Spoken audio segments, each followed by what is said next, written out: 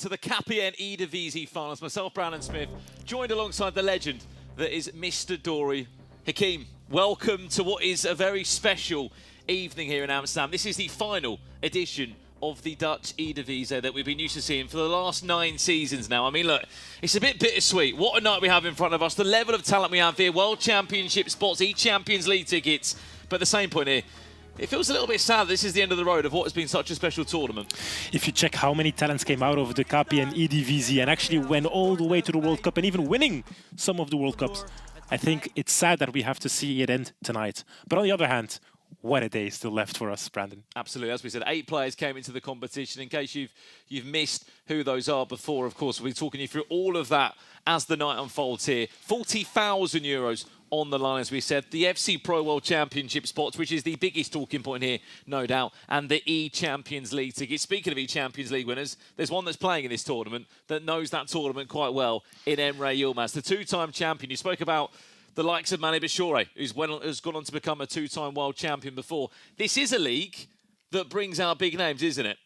I always say that this is the league where talents are born. And once again, we can see maybe the rise of somebody like Max Kulemai or even somebody like Chris de Boer who can finally manage it. So here we have the bracket, Brandon. First game will be AZ against FC Twente. So Emre Yilmaz will be the first game that we'll actually see in action. We'll go through that highlights a little bit later on. There is FC Volendam from Max Kulemai against Damian from Excelsior. And then we have Ajax against Go Ahead Eagles. And we see once again Ajax with Chris de Boer against Resende for Go Ahead Eagles. That's quite interesting. And then we have PSV against Feyenoord, which is going to be Luuk against Stella. Yeah, I mean, look, speaking of some names in that bracket, by the way, Resende, who qualified for the World Championships last year in La Liga, has now moved over here. I guess you could say swapping, I guess, the Brazilian nationality, because PSG once upon a time did play in the eDivisie, and he won that competition there. And you may have seen Dame Sheet there of Excelsior. He was the man that ended Anders Vergang's famous weekend league streak all that time ago. We can see you, by the way, in the Twitch and YouTube chat. We know the viewership rewards are active. They are live. There are 2 specific rewards you can earn today, including an 85 times 1 player pack for 15 minutes of watch time. And if you watch for an hour with us tonight, it's an 86 times 2 pack you will earn. So basically stay tuned, because there are viewership rewards available, but more so, they're SBC, FC Pro Live League items that could get upgraded tonight, depending on how results go. I'm just going to say, more than 2 items are getting upgraded tonight, that we can tell. You won't know who. You will see it later on. For those that follow Rami on social media, they will already know, obviously. But we have Xhaka indeed for FC Twente. We have Lucas Rosa for Ajax. And then, of course, we have still Boadu. And the last one for AZ Alkmaar as well. Yeah, and how those upgrades will happen, by the way. If they win one game and just go into the semi-finals, they'll also get eChampions League qualification, and also a +1 upgrade. You win the grand final, Hakeem, you get another upgrade. And you'll also, of course, get that play style of your choice as well that will be upgraded on the item as well. We can see in the chat coming through. There's a few people saying they've gone for certain SBCs. I mean, come through and let us know who you are choosing. This is the KPN eDivisie finals, as we said. It is a snack tournament with some big names. Well, guess what? The quarterfinals actually were played earlier today. Hence why we said we can kind of reveal who's on their way to the Champions League. This is what you missed, by the way. We've got highlights of all quarterfinal games, kicking off first and foremost with AZ Alkmaar, with Emre Yilmaz, the 2-time eChampions League winner. Of course, taking on Brent of FC Twente. I mean, coming into this one, I always felt like Emre Yilmaz was going to be a strong favourite. And it kind of lived up to that, didn't it? It's actually Emre starting off on good foot after 30 minutes. The 1-0 goal came, and it's Vitinha, obviously, with the goal. Now, what we have to know is that Brent actually already played eChampions League once, so he wanted to do it again, because what's one time if you can do it twice? But therefore, he had to beat Emre Yilmaz, and here it's already 2-0, so you know it's a tough night if you have to play against Emre Yilmaz. A quick one, by the way. People in the chat will be thinking, why is Vitinha playing and Hendrik in the Dutch eDivisie? Hakeem, please reveal to the people why these items are being used. Yeah, well, later on we will go through their teams, but we had an 11 million budget for their team, and they could choose freely who they put in.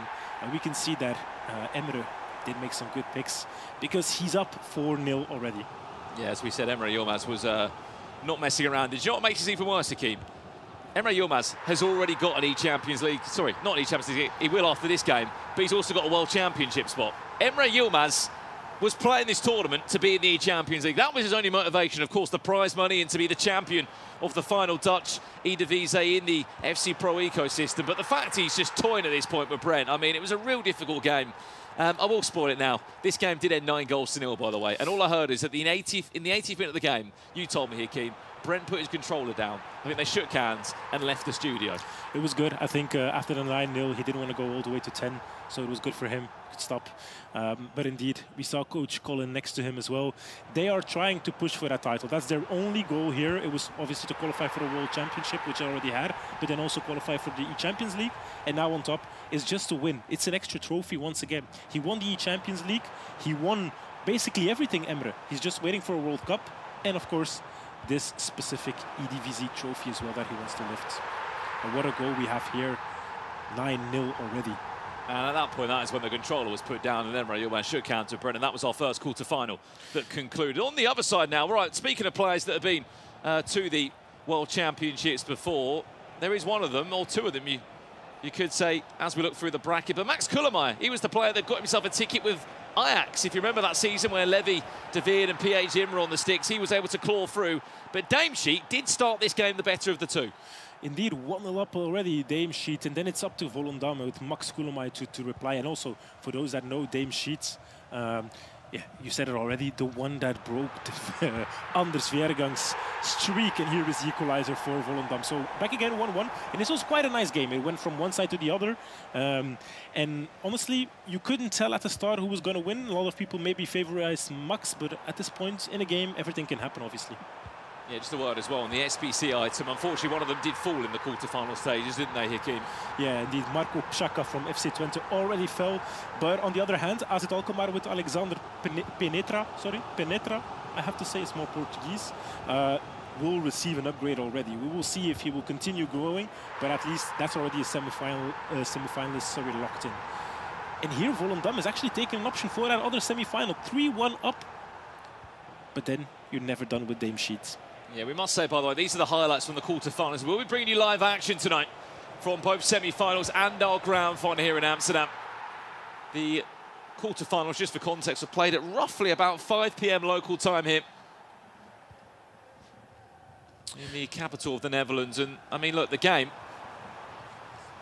didn't quite stop here as much as Volendam were able to find a fourth in the game. Excelsior Rotterdam did not give up by any means, though, because they kept on knocking on the door, Mr. Dorian. Slowly but surely, before we knew it, we were on our way to extra time. But there was one goal back.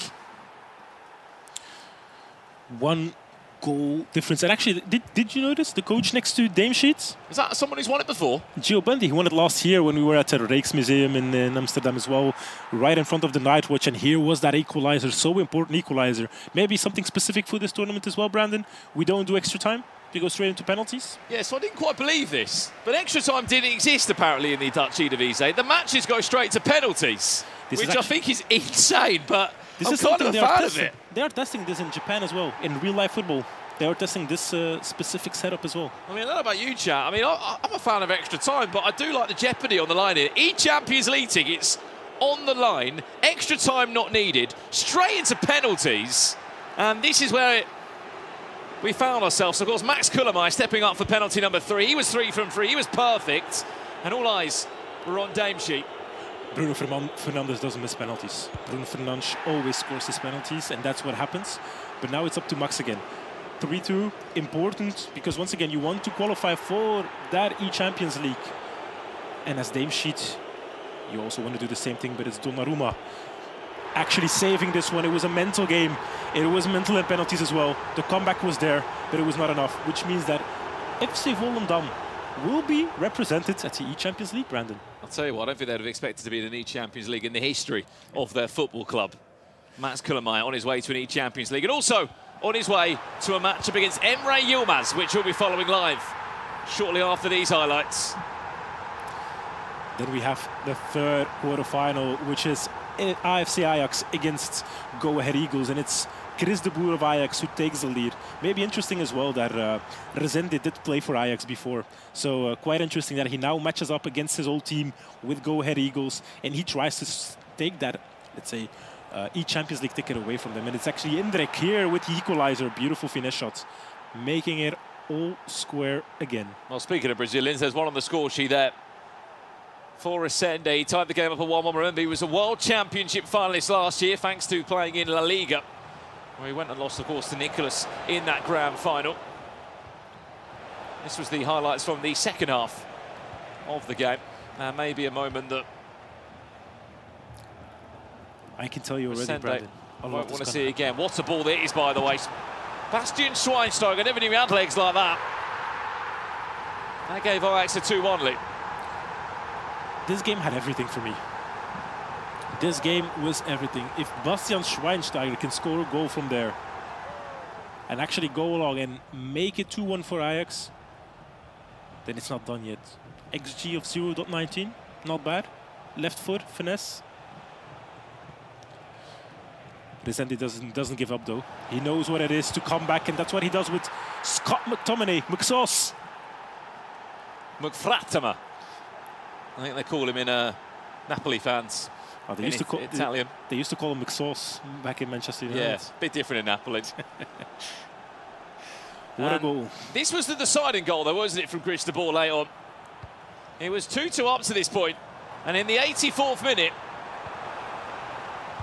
you're seeing the reaction of Resende, who conceded the goal. Cristobal did enough to win the game 3-2 and to send himself off to an eChampions League. He is one game away now from an FC Pro World Championship spot. And our final game of the round was between these two, of course, Thaler and Luuk. And it was Luuk who gave PSV the lead. People are asking why we're not live. This is just the quarterfinals. We'll give you all live with the semi-finals and finals coming up. So guys, be ready. We see a 1-1 just to know who's in the semi-finals. That's what we want to know first, and then we can go into the live stream. Yeah, this is a live stream. The games will be coming live. We are just looking back at the highlights from the quarterfinals. These are all matches that were played earlier today. And we're just giving you a lowdown on what you might be interested in, because there have been some SBC updates already. Someone in the chat saying it's nearly 10 p.m. already in Amsterdam. Not quite, it's nearly 9, but it is getting late here. And it will get even later. We still have 2 semi-finals to go in the final, so we can make that brand. Can we just go back to the second, though, that there's no extra time in the games? Exactly. So Can I ask, do we like that or not, chat? No extra time in the matches and straight to penalties. honestly, big fan. Big fan of that. Extra time usually just, it doesn't change anything. Usually we'll see the same result. So what's the point of extra time? Just go straight into penalties. Have that little lottery, as people say it. And as we're talking, we can see the 4-2 for PSV, and from there on, you can tell it's almost played. 55th minute, nice shot with Désiré Doué.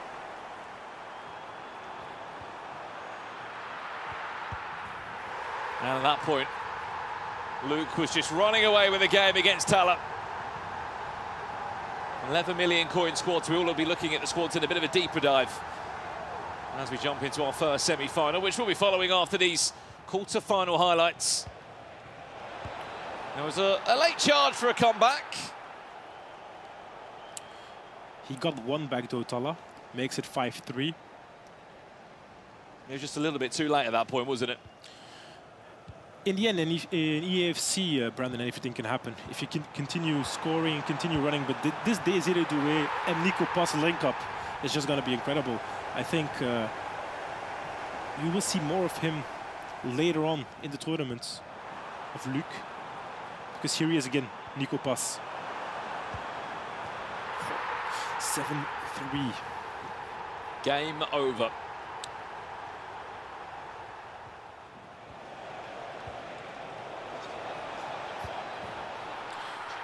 He does get one more goal back, and it's 7-4 with Vitinha. So now Feyenoord actually has to go all in, but nothing will change. This is actually the end of this game, and it is PSV's Luuk who will continue into the semi-finals. Yeah, congratulations to Luuk, who is in the semi-finals. And that is the bracket now, which we are going to be joining live. Do not panic. We may have given you the highlights of the quarter-final ties here from the KPN eDivisie finals. Remember, this is the final year of this competition. It will not be running again next year amongst the FC Pro ecosystem, which I have to say, if you're a pro player in this tournament, you've got to make the most of this season, number one. And two, next season, you start to ask the question of, where am I going to go next? What league am I going to go play in? And what team am I going to go and play for? But that's your final four. And looking at that final four right now, Hakeem, who'd you back to go and win the whole thing tonight? That's a difficult question to ask because we have 4 top talents. I would say Emre Yilmaz, obviously, is the favorite for everybody. Next against him, we will see Max Kulumay, who also qualified for a World Cup already. Yep. So he does have that experience. We have Chris de Boer. And next to him, we have still Luuk. So we have 4, let's say, top players as well in the Netherlands.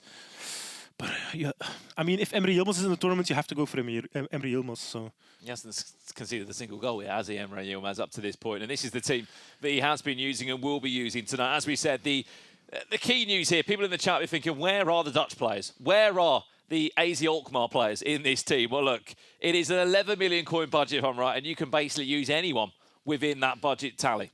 I see a full bench of Tots players with Sano, if you want a real eDivisie player, and Christophe Zolis as well from Club Brugge, Belgium. So he does have some interesting picks, I'd say. In the end, if you look at this team, Brandon, with Maldini, you have Bronze as well on the at right back. It's quite a solid and well-balanced team. Some people prefer like a very strong attack. Other ones will prefer something more defensive. But with Emre, I have the feeling it's a nice balanced team.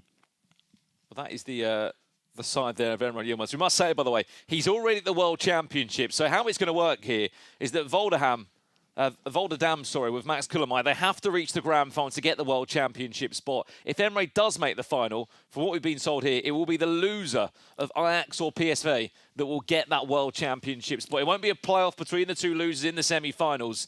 I mean, this is Max's team. He's locked in at 25 chemistry, supposedly coming in.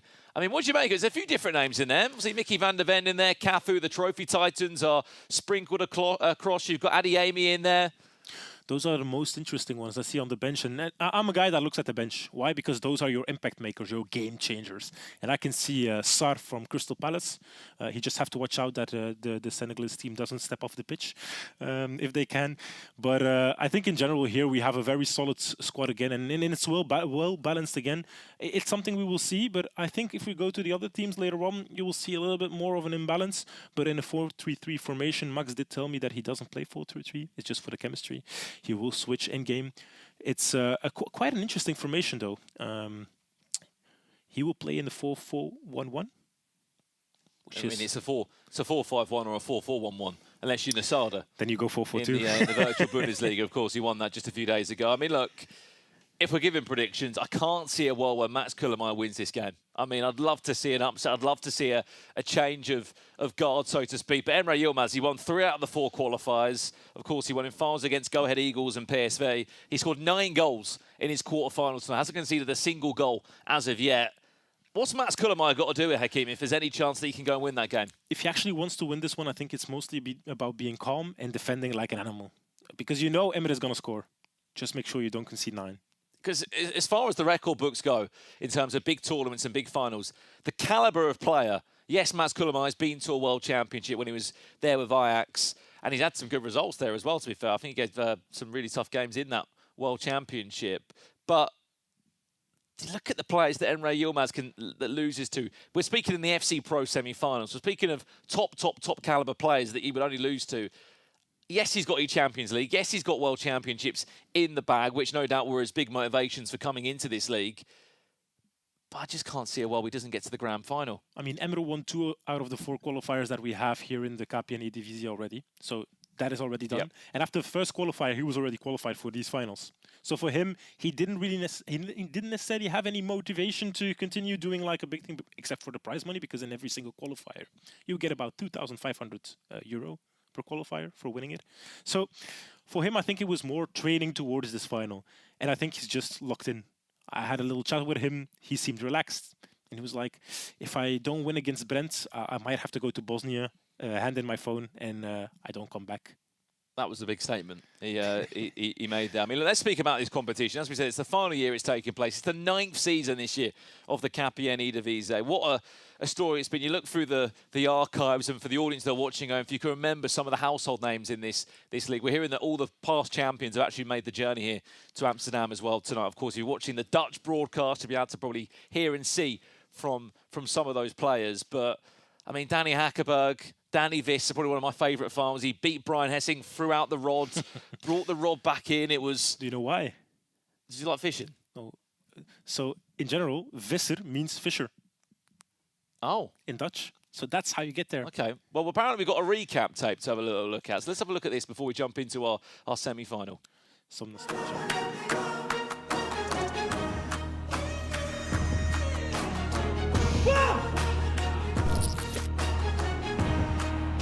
Chris de Boer is daar met Rafa Leao en scoort de 5-4.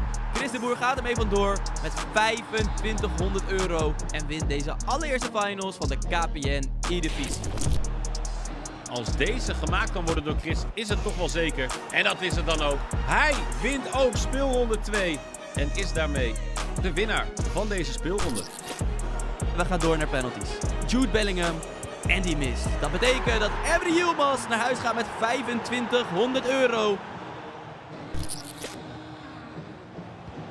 En daar, Bellingham. Het is een goal en het is een schitterende goal. Emre wint de finale, doet het gewoon alweer. Well, those were the highlights from the regular season that took place in the KPN eDivisie. It's a different format here. I mean, every league has its own format. We've had, of course, the club championships in Germany. You've got maybe a familiar group stages with the E-Premier League. The La Liga FC Pro did something a little bit different this year with the 37, 38 clubs, with only the top 24 making it to the cup. But here, 4 different phases, which I think you catch players at the right time in the season. That could be in the peak at the start of the year, maybe when patches come in and the game changes. I guess with it being a longer season, it allows players to continue to be as consistent as Emre Yilmaz has been, but other players just to scoop in there, because there'll be people wondering, if you didn't win the qualifiers, we didn't come second place, Hakim, how did you still get into the final? There were consistency points. So every time you were in those qualifiers and you actually got it to the semi-final or quarterfinal, for those that kept repeating that pattern, they would be then, let's say, rewarded with a spot in this top 8. And we actually see that the best 4 performing players made it into the semi-finals. So it says something, doesn't it? It does. It says that they're certainly in form. Maybe an interesting one for you, Brandon, is that right now we have 3 of those SBCs still in the game. So we could be having some more upgrades. What SBCs have we still got in the in the competition? That's interesting. We have the Penetra from AZ Alkmaar. We have Lucas Rosa from Ajax, and we have Myron Boadou from PSV. All right, we are live. Finally, Brandon, some live action. Here we go. This is live for you right now. This is the KPN eDivisie knockout stages. There we go and already Emre Yilmaz has got the party started. 1 minute 30 seconds. And Emre Yilmaz is back in the usual form. He hasn't even blinked. And he's up by 1 goal still. This could be a very long day for Max Kullermeyer, who simply has to be at his best if there's any chance. We already said that he needs to make sure that he doesn't concede, and he doesn't concede a lot. But now it's already 1-0. Emre Yilmaz just continuing his streak and doing what he does best, which is scoring. And it's, people are saying shilling, but please, Swedish people, do agree with me. Don't you have to pronounce it as Gillen? Do let us know in the chat where you're from as well, what country you're watching from. Now Max does need to come back into the game and try to find an equalizer.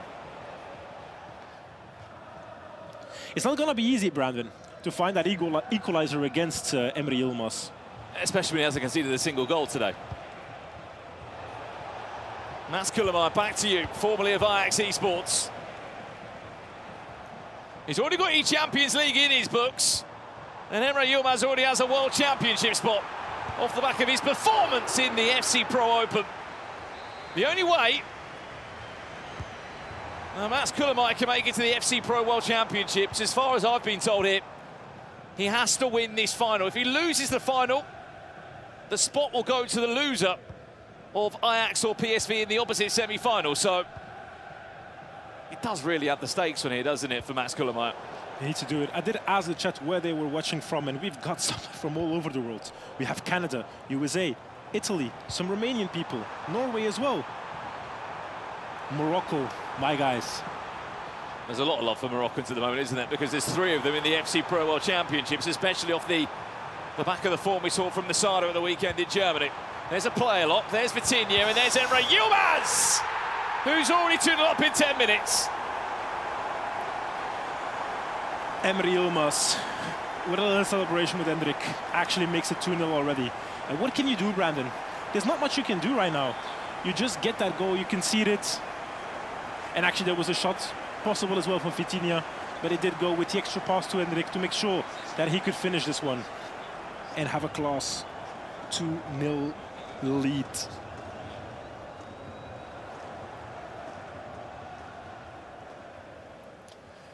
Oh, Brandon, I see one person in the chat, actually 2. What are they saying? There is one. His name is Mr. Chipo. Mr. Chipo is Moroccan. And he was the talisman for the Moroccan national team. Whatever he said, the opposite would happen. So we can ask here if Emre Yilmaz will concede goals and just go with the opposite that Chipo says. Look, I'm just looking through the history books here of the KPN eDivisie, and I mean, as far as I can see, there is one man's name missing from the winners' book, Hakeem, and it's Emre Yilmaz. He's never won it. He's not won it yet. Here's Mats Kullamäe. There's one back. Don't count him out of this just yet.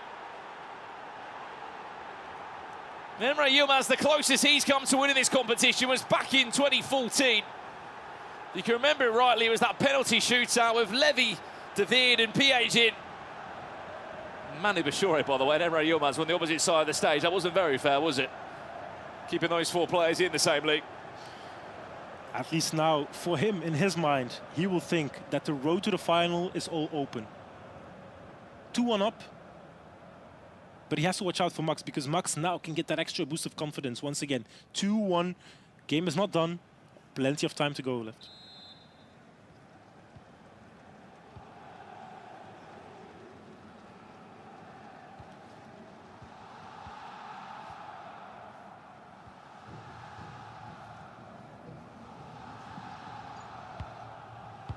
Those just tuning in, welcome into the final edition of the Dutch Eredivisie, eDivisie.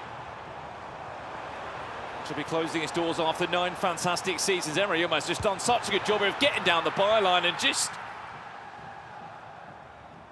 putting Mats Kullamäe and FC Volendam into such a difficult position of what they do and how they stop the potential cutback options of where Emre Yilmaz has already been so deadly. Here's another chance for him now. Hendrik into Vitinha. Cole Palmer just offside. You knew what was coming. If he was onside, probably a shot towards goal and a 3-1 lead. I can tell you that was going to be a finesse with Cole Palmer. Emre Yilmaz is trying to get that lead once again up to 3, but here is Mats Kullamäe. Max in the orange. Oh, wonderful goal! 2-2. It's all back square. Once again, Hendrik, Brandon. Hendrik is like a Pina or like an R9 at this point. So quite an interesting story, Hendrik, because he actually was sent out on loan to Olympique Lyon, and I think he scored on his debut, got a team of the week, and then this promo just landed at the right time, and his goal scoring form's continued out there in France. Tell you what, Mats Kullamäe, as much as I've been questioning what is possible, I mean, no doubt the biggest game of your season, with what is on the line, what a finish that is, and he is straight back in this tie. Never count out Emre Yilmaz because he goes straight into the attack again. Vitinha now tries to find some space, finds it with McTominay. McTominay to Ramirez, back to McTominay, and there was Donnarumma. He has that playstyle plus. He can do the foot saves. What a looping header that is, only as far as an Emre Yilmaz shirt. Shell him. It's going to fall kindly. Hendrik, Maldini, scoop turning in the box is probably not what you want him to be doing. Schelling has that finesse plus play style, which is blocked in its track. This is the first semi-final for those tuning in. It's 2-2. There is a world champion spot on the line. Vitinha again does a little play rock into Hendrik. Hendrik finds the space, goes back to Vitinha, but a wonderful interception from Jacobo Ramon. Well, speaking of World Championship tickets, I mean, we're slowly filling up the slots, aren't we? Of course, the recent tournaments around the FC Pro ecosystem came to an end just last week. We saw Alain Lyon and Milka Love booking a spot at the World Championships. Nasada obviously already got that ticket from the FC Pro Open earlier on in the season. Nicholas winning another La Liga FC Pro title just 2 weeks back before that. Di Fernandez being the runner-up there. How many world champions is that in a row for Nico? I think it's 8 right now. 9. 9. Oh. 9 in a row for Nicholas. So ever since the eDivisie started, the KPN eDivisie, he's been in the World Cup. Quite interesting. Now, Adeyemi for Volendam and Max Kulemai in the orange, from right to left.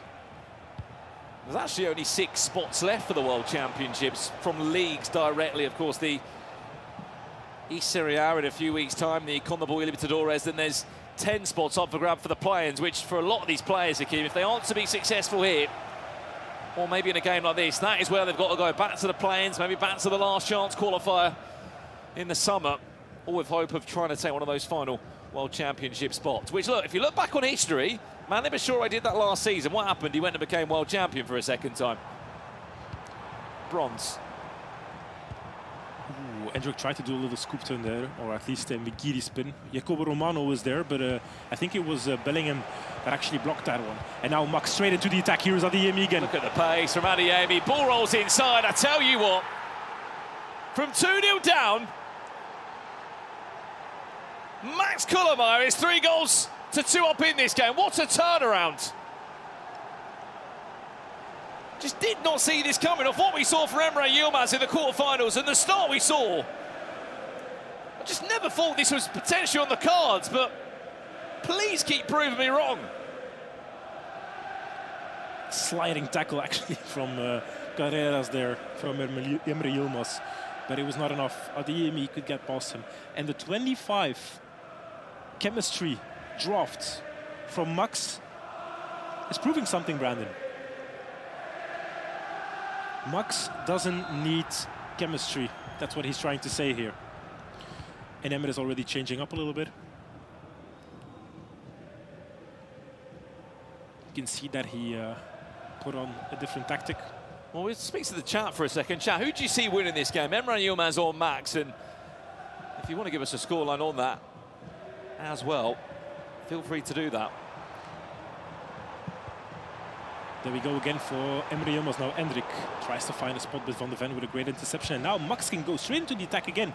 It's quiet, going from right to left, and Max is skipping a lot of stations to get there, whilst Emre is a little bit slower in his build-up play. Can't find the on-rushing through ball there. And suddenly you feel like Max Kulemai is just finding his feet in this. I mean, if I learned anything from previous games in this competitive season, Brandon, it's that no matter the score, no matter the time, you can always come back. Well, the last game that Emre Yilmaz lost in the KPN eDivisie, he lost 2 games this season. Of course, he lost to Damian in the quarterfinals of the second playoffs of the season. There's another goal back for Emre Yilmaz. The tie at 3-3. But aside as that, since Qualifier 3 and Qualifier 4, he has not lost a single game. He has been pretty much unstoppable. And that's since January.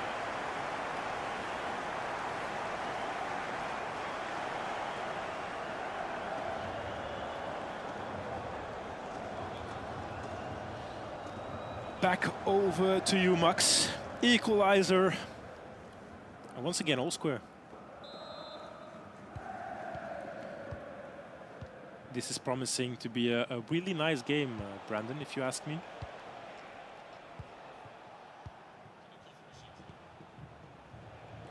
Mickey van de Ven tries to open it up to Cafu. Nice little player rock to open up the space. Didn't go through. What was the chat saying there? Who they think is going to win? I saw one person saying that Max was going to win. There was another one, 6-4. That was King Killy. And there's one that says Emre is going to win 6-5, which is Pikne. Let's see in YouTube as well if people are backing Yilmaz. I can see. Of course, we can't see you on the EA Sports FC YouTube and Twitch channel. There is viewership rewards on the line. Some nice backs to be won.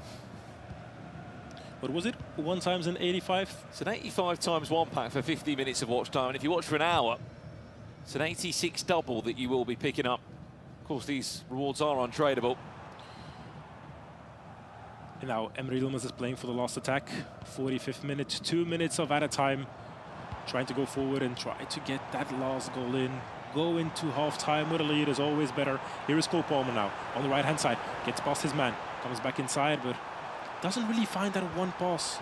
Now maybe, Vitinha. Vitinha, there's the finesse! And there is Emre Yilmaz going into the break. Back in pole position.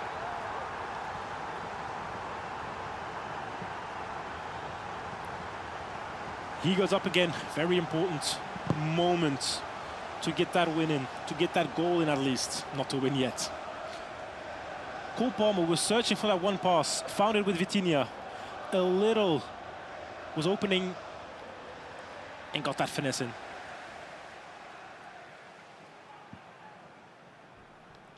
4-3, Emre Yilmaz.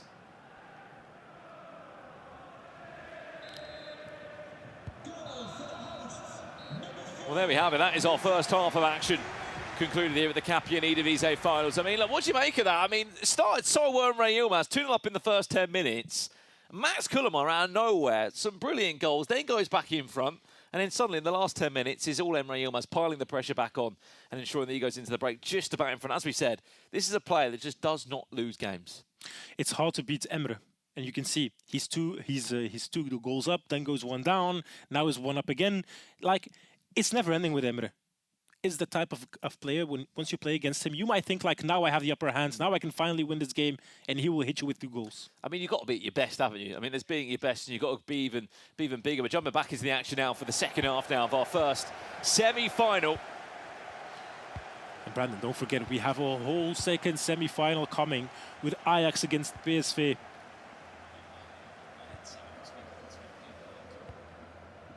But now Max has to surge that equalizer once again. Adeyemi right now, Karim Adeyemi on the right hand side finds Cafu, but a great interception from the Jacobo Ramon. These items are so strong. The team of the season one, Brandon. Did you play with any? I haven't even packed one yet. You haven't packed one? Didn't play weekend league then. Haven't played champs. Well, I say I haven't packed one. I mean, I think everyone else around me's packed them, but not me. I say packed one. I mean, we're talking someone who's worth more than 50,000 coins would be nice. That's a brilliant ball into Adeyemi again. Look at the pace that he's got. He's just offside. I mean, what is his name? Ramon, centre back, Spanish from Como. Great card, pretty cheap as well. Slots right into most teams.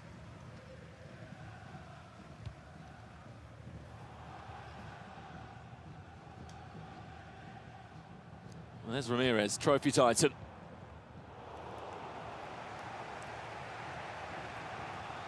£11 million coin budget available for these players to use.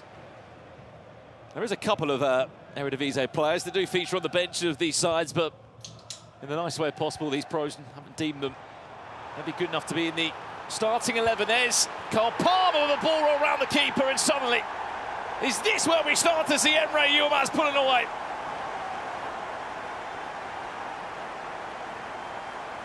Max cannot believe his eyes. You can see the disappointment in his own eyes. Like, Cole Palmer came in here, nice little ball roll around the goalkeeper, and then right foot finesse in an open net.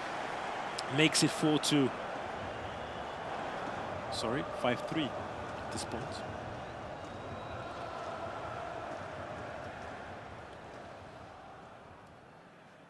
Emre is taking 2-goal advantage again. Doesn't really mean anything. We've seen Max come back from worse. 5-3 lead for Emre Yilmaz. as you said, eChampions League winner.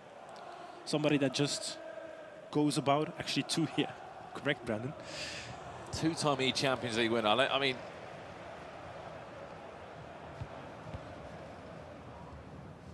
people question how difficult it is winning a World Championship, let alone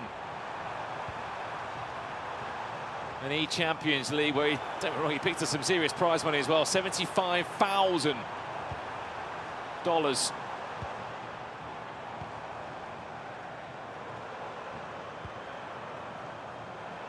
Shelling. Emre Yilmaz now looking for a 6th goal in this game, just to try and pull away.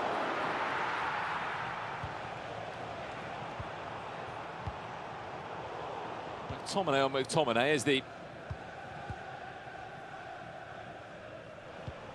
team of the season. McTominay.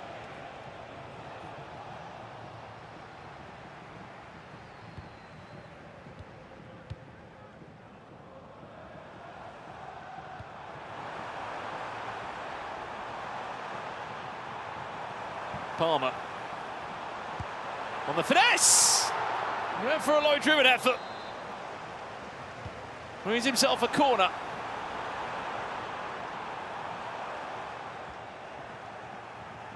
McTominay. So close to a 6th in this game, Emre Yilmaz. You feel like that could have been maybe the nail in the coffin.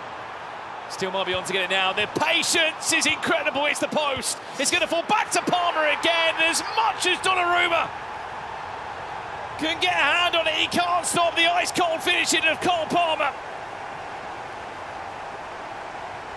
6-3, and he finally finds that 3rd goal.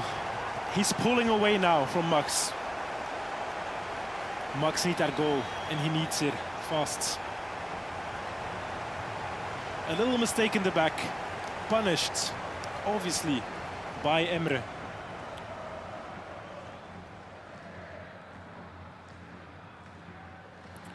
For those that just tuned in, this is our first semi-finals. We have Max Kulumay from FC Volendam against Emre Yilmaz. Obviously, with Emre, we also have the live FC Pro item of Alexander Penetre.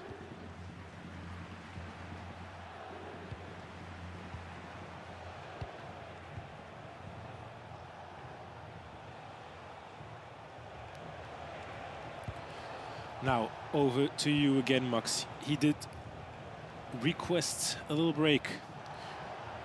Try to get that balls in, try to change up the team again. Trying to find that goal because you need one.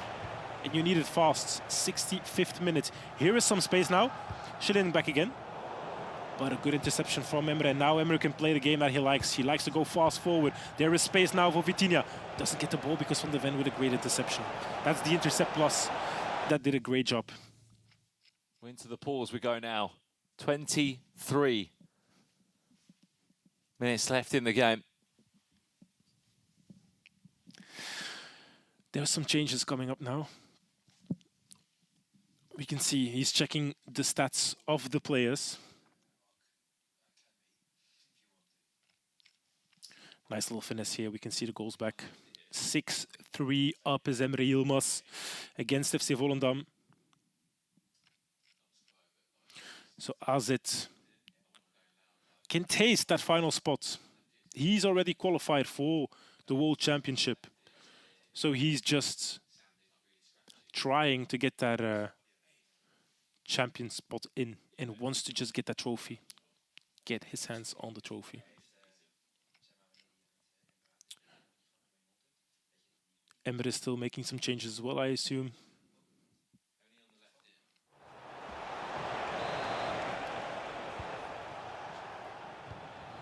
And it's Emre straight into the attack. Nice little through ball over the top to Gillen. The Palestra, also a new team of the season item, does intercept, and now there is some space. We have running mans on the left-hand side. We have somebody on the right-hand side, but it's Douglas Lewis trying to find Gillen again. That's where he goes to. Now Vitinha got past Maldini, but Emre is defending like his life depends on it. When he's playing like that, you've got absolutely zero chance, haven't you? You have to catch Emre Yilmaz on a really bad day, and those days don't often come about when he's playing at the level that he is. Palmer.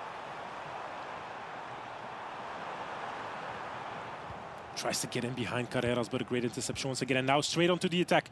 We have Enric. Enric against Maldini, and that's just a lost fight. A few of you in the chat asking for Emre Yilmaz's tactic codes. There's a good chance if he does win tonight, you will be seeing that custom tactic code, no doubt, on the EA Sports FC Pro channels, along with all the champions from the FC Pro part of the leagues this season. Instagram or over on TikTok, make sure you're following EA Sports FC Pro. 15 minutes away from Emre Yilmaz booking a spot into another grand final. Scott McTominay to go and do that now. He didn't need to cut back inside, really, did he? Wins a corner.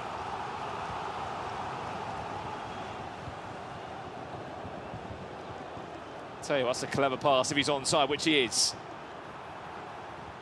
Vitinha. Falls back to Maldini. He's not the player that you want to be taking a shot there. Schelle might be, though. Is she fouled? Referee says no. Blestra did find that nice little tackle in there to take the ball. And there's still time left, Brandon. 75th minute. 15 goals. Sorry, 15 minutes to score 3 goals. It is possible. A goal needs to go in now. Is that one?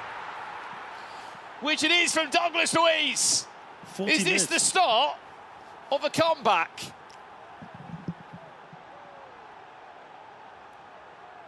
"40 minutes, 2 goals. It's still possible. Everything is possible. You just make that goal before the 85th minutes, and then you can just relax into the last few minutes to get that goal. Because you don't want to push yourself too much and don't want to score twice against Emre Yilmaz in the last 2 minutes. Well, we know players are so used to playing like a 4-4-1 or a 4-5-1 at this point. What have you got to do? Is it time to just go for it, maybe change the depth, come out, go the 3 back and just say, look, I'm playing for a World Championship ticket here. I've got to go for the game. Honestly, my personal favorite, and a lot of the pros don't agree with it, and that's fine. I'm not a pro, so I can say that. But I will play with a narrow formation and just bombard them with the small passes in the middle and just try to overload them. Let's jump back into it then. Big final 15 minutes of this game to see who is going to be going to the grand finals of the KPN eDivisie. Let's jump back into the action now.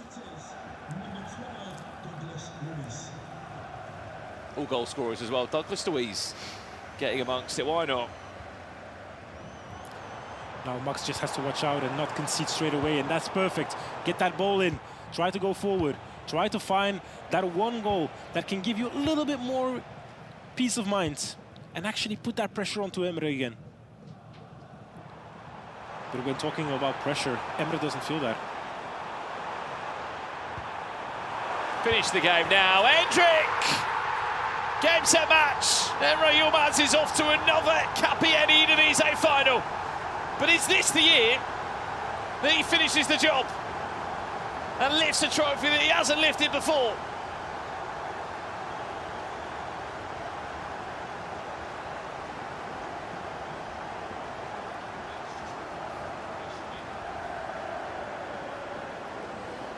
Three goals once again is the deficit for Max Kulumay.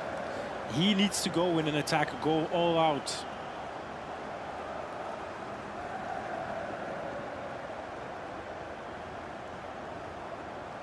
A lot of people are now backing Emre. Now they are starting to scream Emre's name in the chats. I mean, you can't start backing Emre Yilmaz now he's 7-4 up. Doesn't quite work like that.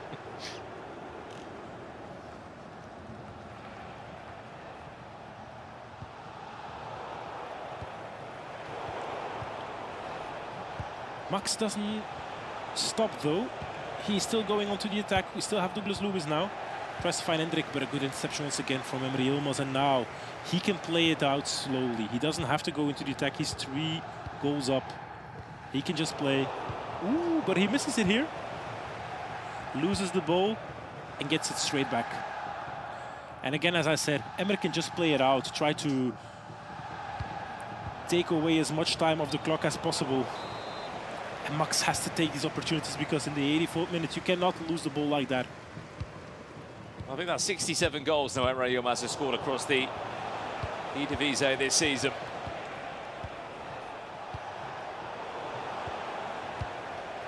And what does that mean as well for the SBC item of AZ Alkmaar? That's another upgrade, isn't it? Hakeem, he's going to get a +2 on the original SBC that it was. That will be a great card now. We were already an 88 rated, and we'll get to 90 now for Alexander Penetra. And Max didn't really have an FC Pro item, so for him, nothing is lost, nothing is gained. But here, McTominay gets it up to the post. Nice save from Donnarumma at first, but Vitinha can finish it off, and I think both players know that the game is over as well. 8-4. There was a moment when people started doubting if Emre could pull back. Max was leading by 1. But in the end, Emre just prevails and he just keeps scoring. He doesn't stop. And here a nice low-driven shot, saved by Donnarumma. Foot trade onto the post, and then Vitinha is followed nicely. And it's basic tap-in. For Max Kuhlmeier, so close to a World Championship ticket.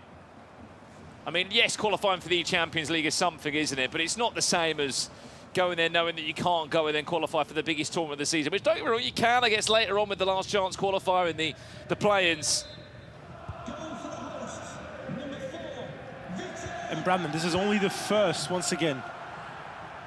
This is only the first semi-final out of 2. Here it is, Emre and Max already shaking hands. They are done. So actually that makes a quarterfinal and a semi-final for Emre, where the opponent just stops before the game actually ends. I mean, it's just typical Emre Yilmaz, isn't it? You know it's game over. He is out of his chair. Emre Yilmaz already got a World Championship ticket back in the FC Pro Open, hence why this isn't the tournament that he would take that qualification from. Well, Brandon, I'm already close to my 86 times 2. You can't be earning viewership rewards, Hakeem, while you're commentating. Is that the added bonus, is it? Apparently. Of working on the FC Pro Partner Leagues. Right, we are waiting for a full-time result to come in there. And then we will turn our attentions to semi-final number 2. There it is. Emre Yilmaz is into a grand final.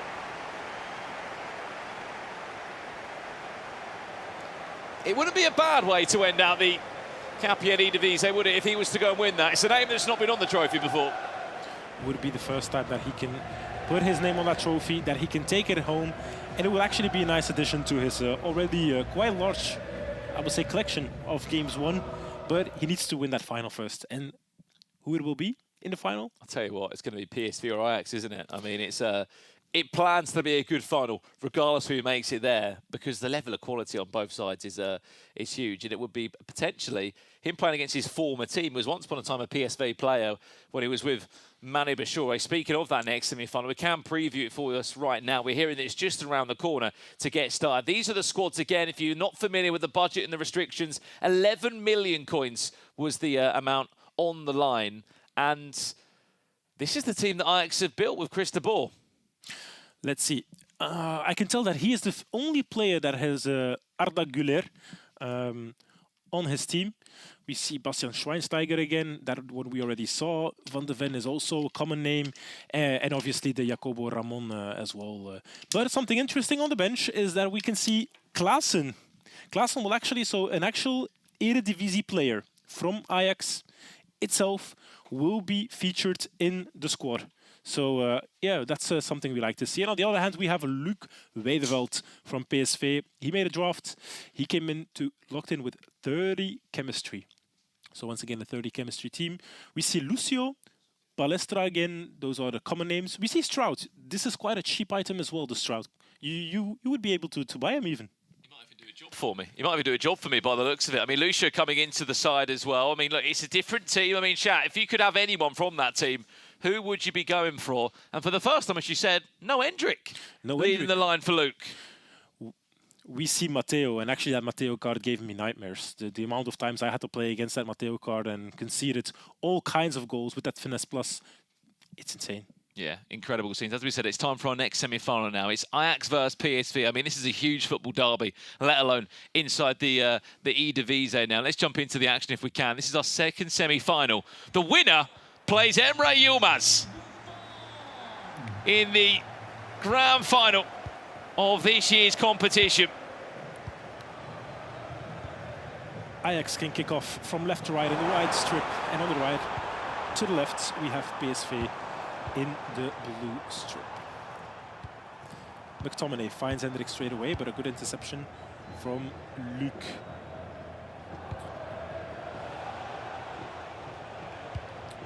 secured it once again on the left-hand side. Found Stroud. And now there might be an overlap. Not found. Nico pass though to Matteo. Pass again. Ooh, there's an option there for a pass. But good interception again from Ajax. Did he find the all-important pass that he was looking for? Vitinha, player locks into the path of Hendrik, who might have the pace to get around Ramon. Matteo finds Bellingham. And Stroud would have just been offside there. But you're already seeing in the first 5 minutes here, Keem, of how Stroud's going to have a bit of an involvement in this game. He's not afraid of an overlap, is he, on the left-hand side? Not at all. Great card. And more important, maybe, Brandon, for this game is that the loser of this game will also go to the World Championship. Well, there's the breakthrough.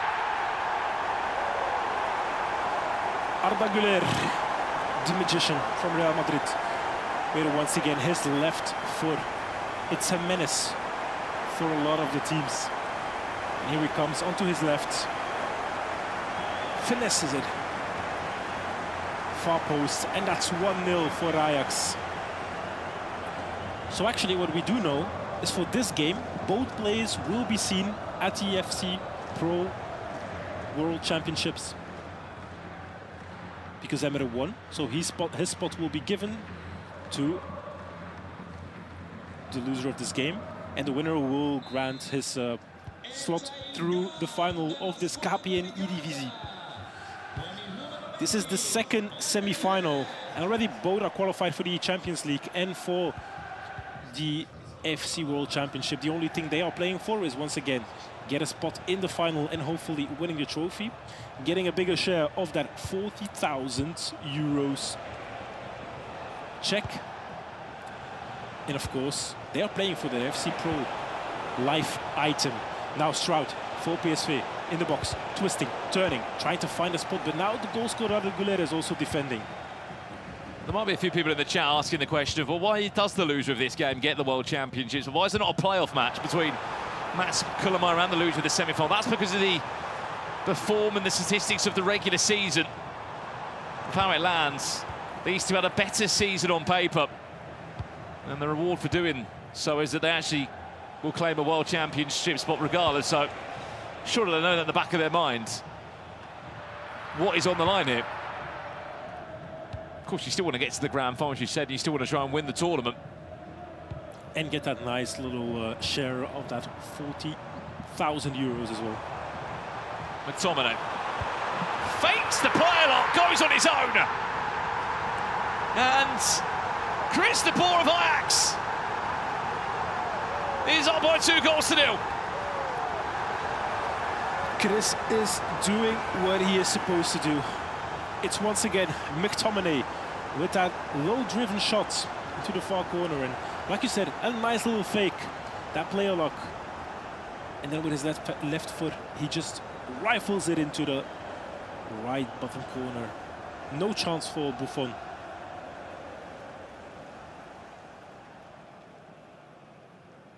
(2-0). Chris is up. And maybe, Brandon, maybe we might see Klaassen actually coming on from the bench. Davy Klaassen coming on, that would be a nice touch, wouldn't it? Especially in a game like Ajax against PSV.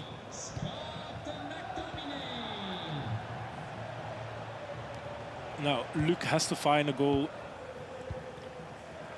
Try to find... Well, look, we saw this in the last game, Akim, of you being 2-0 down against a player of Emre Yilmaz's quality. Of course, here Luuk is 2-0 down to Chris de Boer, but there is still a long time left to be played. 9.5, so we are hearing as well, which is very much different here in the eDivisie. There's potentially one back. What a tackle that is!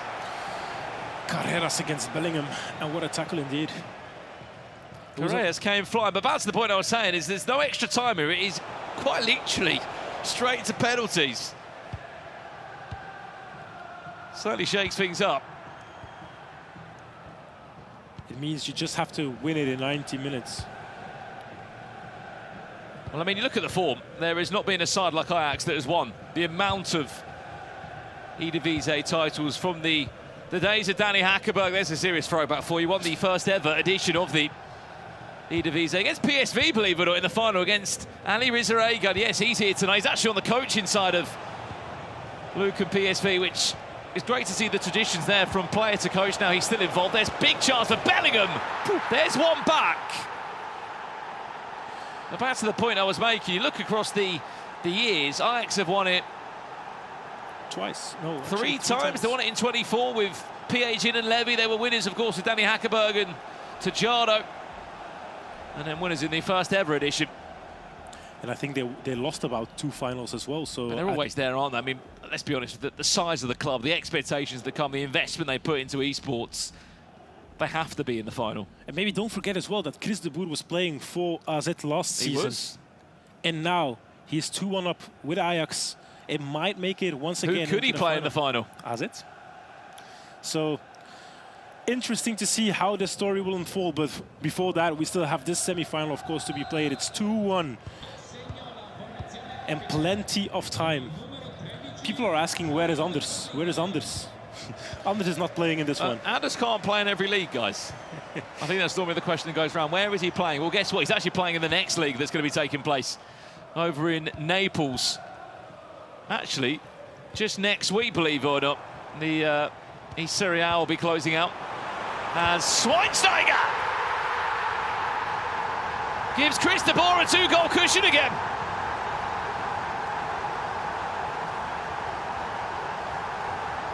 But back to the point you said about Chris de Boer, he was a finalist last year. Some players might forget that. Of course, loses in the hands of Gio Bundy. What a final that was as well. And what a venue it was.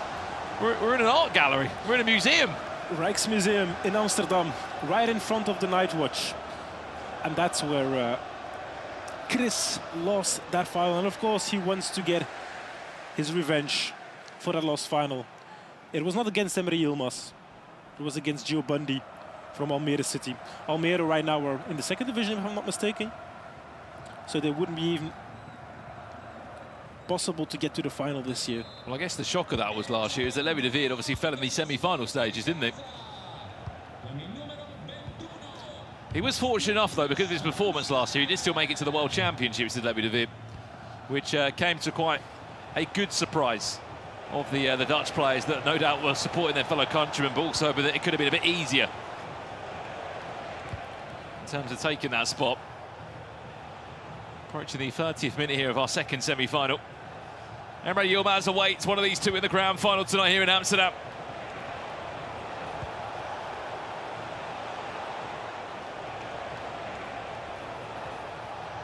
Wonderful little scoop turns there and quick turning from Vitinha.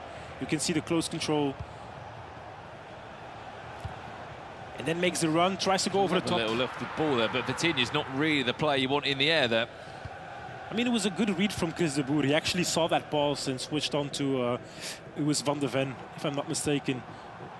And now he has to watch out because here comes Gillen once again.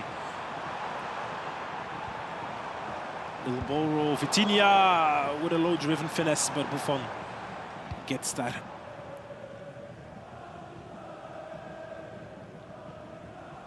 Well, a question for the chat as well. We know team of the season, of course, is running and live right now, but who is a player that you would quite like to have in your team, if you can, from what you're seeing out here tonight? We're seeing a mixture of icons and team of the season, team of the year items as well, believe it or not. Within the 11 million coin budget, I mean, I've not got to try him yet, but Hendrik looks incredible. I've seen Hendrik as well in other championships, like if I remember in the French league as well. I did see a little bit of action from Hendrik, and I have to say he surprised me in the positive way. Also Vitinha, he is here, there and everywhere, involved in every attack. There's Nico Paz! And there is Gigi Buffon. Some people are saying team of the year Mbappe. I mean, we haven't seen team of the year Mbappe used yet, Rob. I mean, I don't mind the shout. I want him in my team as well if it's possible, but I haven't seen him here. With the value he is, can he even get in the team? I don't think so. 11 million coin budget.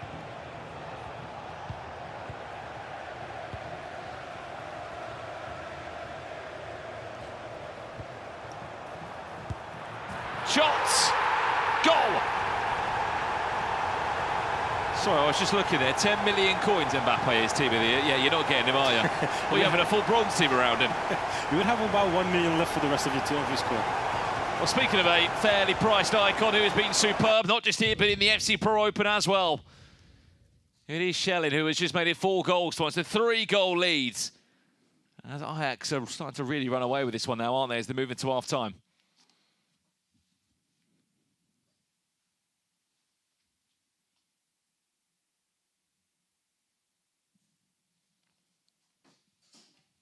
For about 400k, you will get that Schelling card.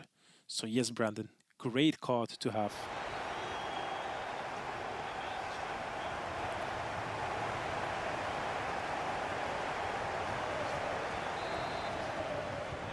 All right, 4-1 up is Ajax right now. Luuk needs to find some goals, needs to find them quickly because he's running out of time, almost half-time, and a 3-goal deficit is never impossible, obviously, but he needs to find something because he only had like about 1 or 2 chances. Had converted 1 from that. Now once again, Hendrik on the attack. Tries to find that long ball into Vitinha, but it looks like a great interception from Luuk. Do let us know. A few of you in the chat said you had a few issues with the stream. Let us know what that could be. We'll of course make sure it is the best viewing experience possible for you here of the KPN eDivisie.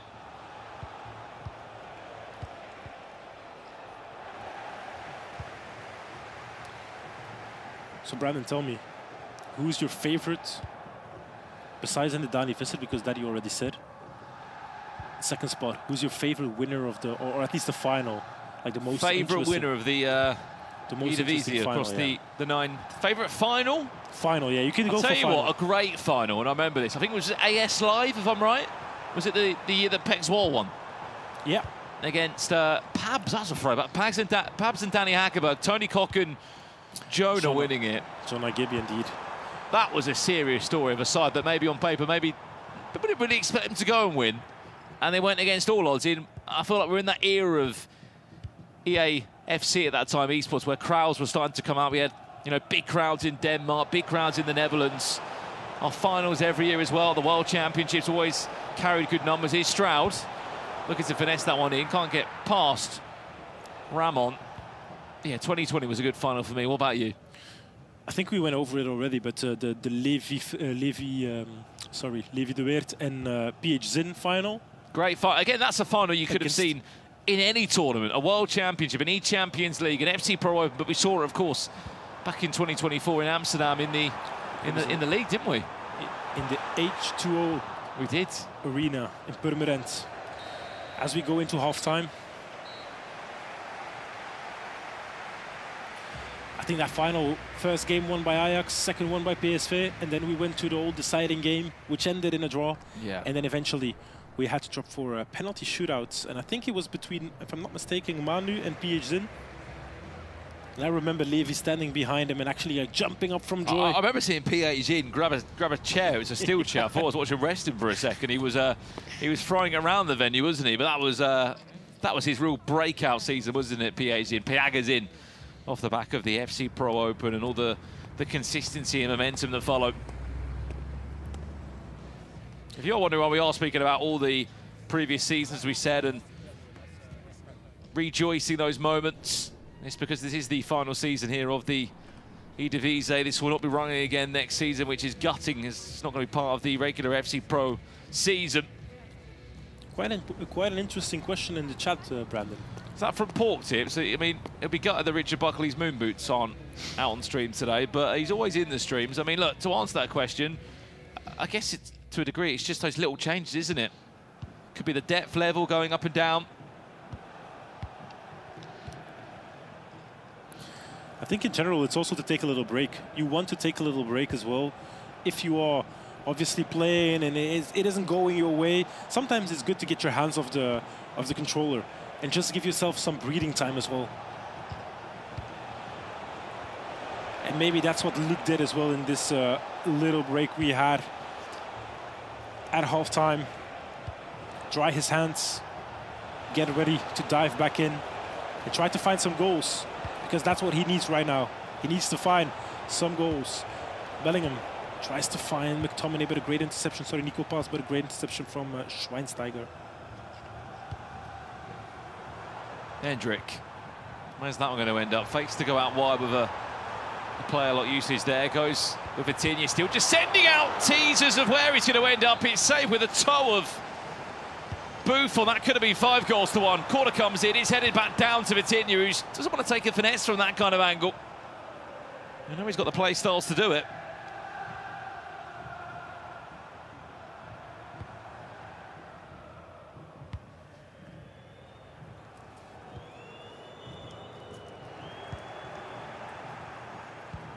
Question begins here, Keem, if there's any chance of a comeback for PSV. When and how does it start? Because they're 5-1 down. Edric called that one sweetly, didn't he? Sir Bobby Hendrick. Well, he's not an icon just yet. He might be if he keeps playing like that. What a strike outside of the box as well. Low-driven finesse. Lucio couldn't get a grip on him. And I think it's Buffon in goal as well.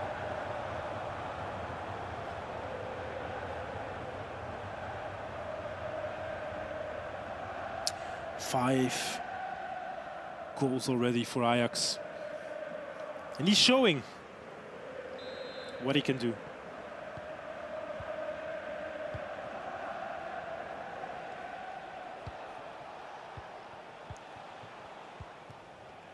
Now, once again, PSV, 50th minute, he needs to find a goal. This might be offside even. Not offside, he can continue. Strout finds Vitinha. Vitinha again, twisting, just turning. That complete midfielder, isn't he, Mr. Dory, Vitinha, that obviously with so many incredible play styles, and then just the addition that he can sit on the edge of the box from a corner. Yeah, he's not the tallest of players, but he'll offer you a finesse that will go in if you can catch him at the right moment. And also how important the midfielders are now, if they can continue their runs and sort of make a second-man run. It's very important to have the correct players, and I think Vitinha is just key in basically every single team. He has to watch out here because Vitinha is back. Nice little croqueta. Finds Schillen, and Buffon with a great save again.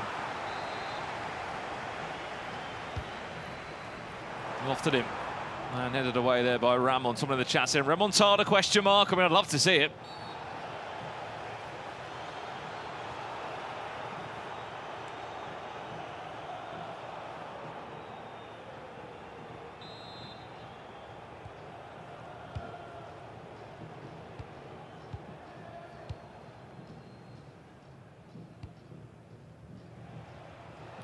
Now, can Luuk find that so important goal? He just needs something to get it starting, right?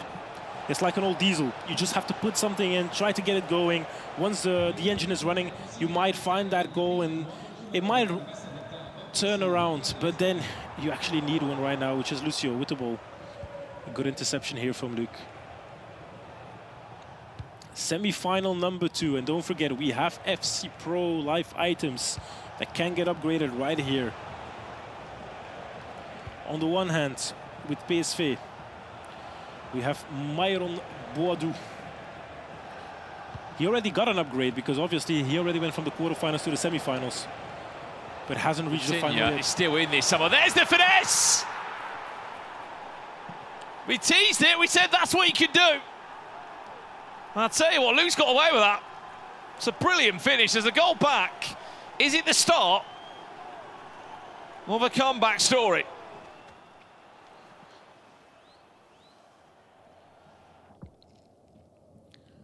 He needs a few more though, Brandon. This is not enough.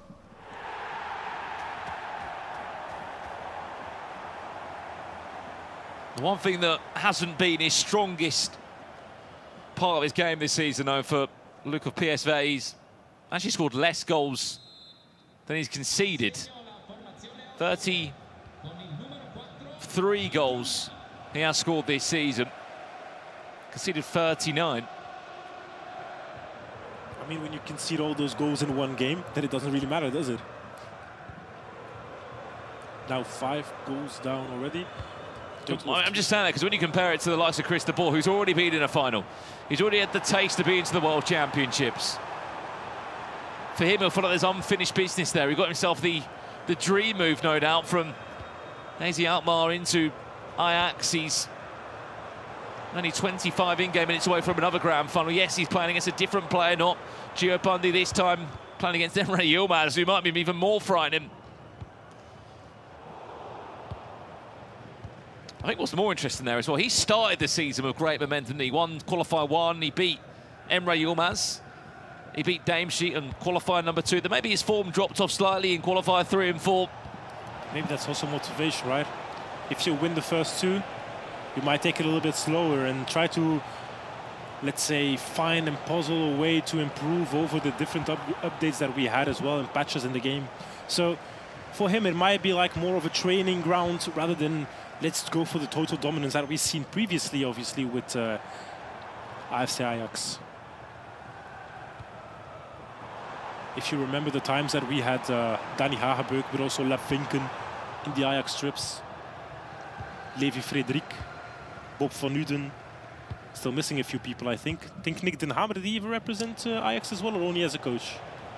Because he's back as a coach today, Nick Den Hamer as well. Matteo. Score now. Moment for a great last 50 minutes. It was there. The pass was there. Does get it back here. Ooh, wonderful. Now Matteo. There's the finesse. And there is also Mickey van der Ven in the way. Making sure that he's playing his part. He does have some opportunities, though, but it's those semi-opportunities. They are not really there. Just has to decide a little bit quicker and does pause now. 75th minute. 3 goals needed for PSV. And he needs them as fast as possible because time is running against him. Van der Ven goes to McTominay, back to Van der Ven. And Chris can just calmly play this game out.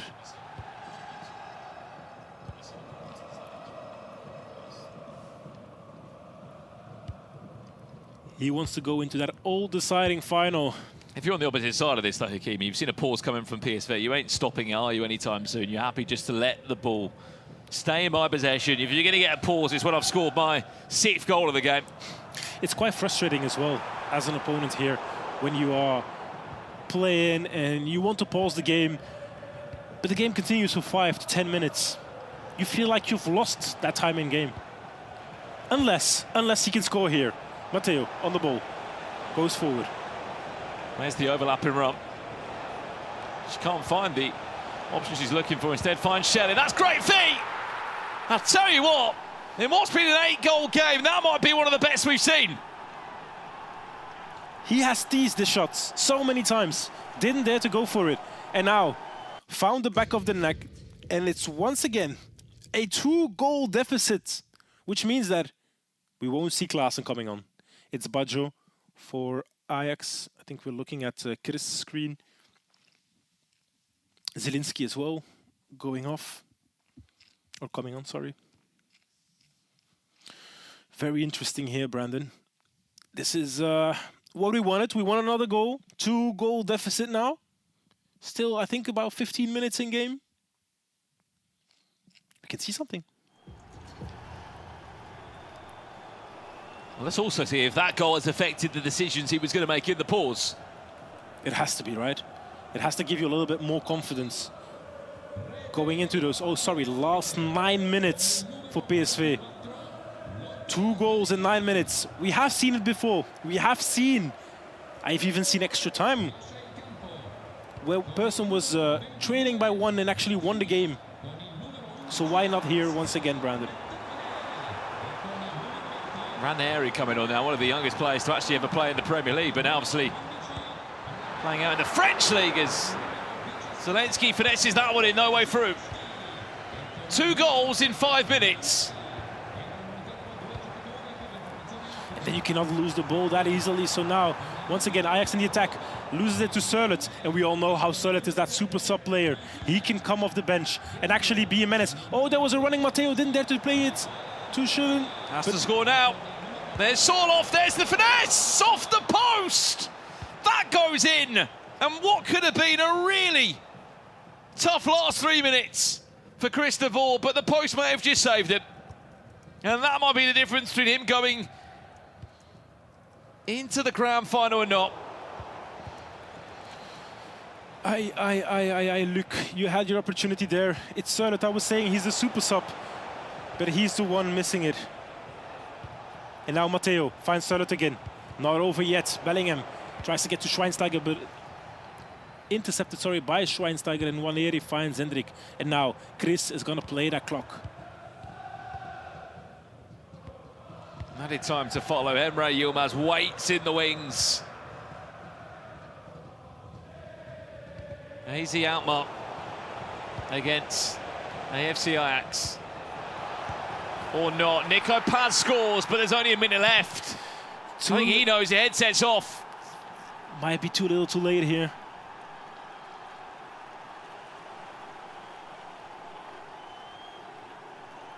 He's really found his groove, hasn't he? But he's just left it too late. Like I said, he's like a young diesel. He needs to get into the groove to get it running. And it's sad for him that he didn't find that goal with Sörloth, that he found the posts. But maybe, Brandon, maybe Chris will lose the ball straight away. And we will see one last attack for PSV and see a possible equalizer.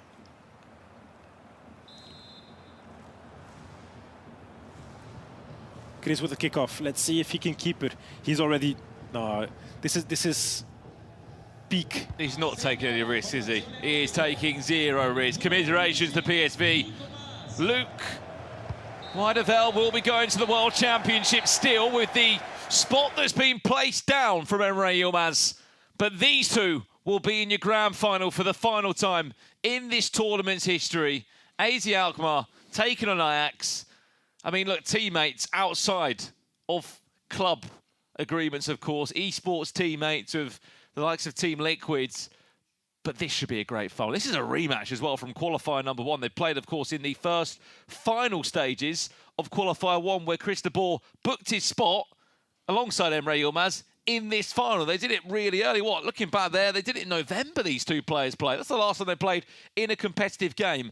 That had €2,500 on the line. This is a bit of a different story, isn't it? Now it's all for the final, left for the trophy. They will give it their all. And maybe more important as well, Brandon, both players are backed by an FC Pro item. We have on the one hand side, Lucas Rosa. Yep. And on the other hand, we have the Alexander Penetra. And we have a guest coming on. We have a special guest joining us now. I hope the mic is working for him. Max Kullermeyer joins us now. We can't hear you yet. Hopefully we can. But of course, in case you heard the news, Max Kullermeyer did qualify for the eChampions League, just missed out on the World Championships.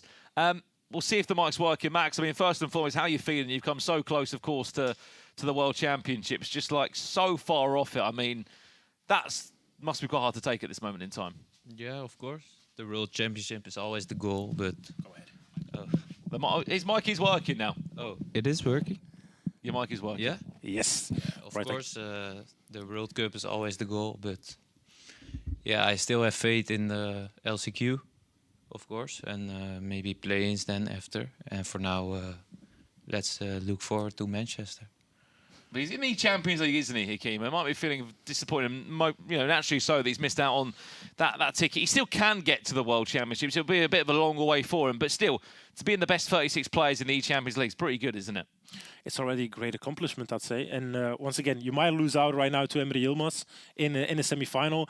For you personally, is he the favorite to win it all? Yeah, of course. Emre is, for me, after Anders, the best player in the world. So... it's not a shame for me to lose against him. Of course, I'm sad, but yeah, it is what it is. I mean, we'll look back at the game now. Here we've got the highlights from that. We'll play it back, whether it's good or not to do that, Max. But you went 2-0 down early doors. And at this point, I'm thinking you've got an Emre Yilmaz here that has scored 11 goals without conceding in the finals. But then what changed here for you? What was your mindset? Because you went 2-0 down, but then you came back flying. Yeah, nothing, because we play 80 minutes FIFA, so it's pretty long. And... I can always come back, I know this for myself, and I just kept in believing also with the coach, and I came on 3-2, but it didn't last long, as you see here, but it's okay. Just some context, how hard is it to play against Emre Yilmaz? Because we say it before, you might catch an Emre Yilmaz once every 3 months that's sleeping on one day and he's not at his best, but you can't catch him in a 9-minute-and-a-half game off sort of off the ball for too long. You might get him for 10 minutes in game, but he's just there and he's creating and creating and creating and creating, and he just doesn't get fazed by anything, it feels like. No, of course, it's very hard to play Emre, but everyone knows this already. And yeah, for me, if I play my best game, I can win. If he plays not good, if he no play good. But yeah, Emre played really good, and I think he's gonna win the final.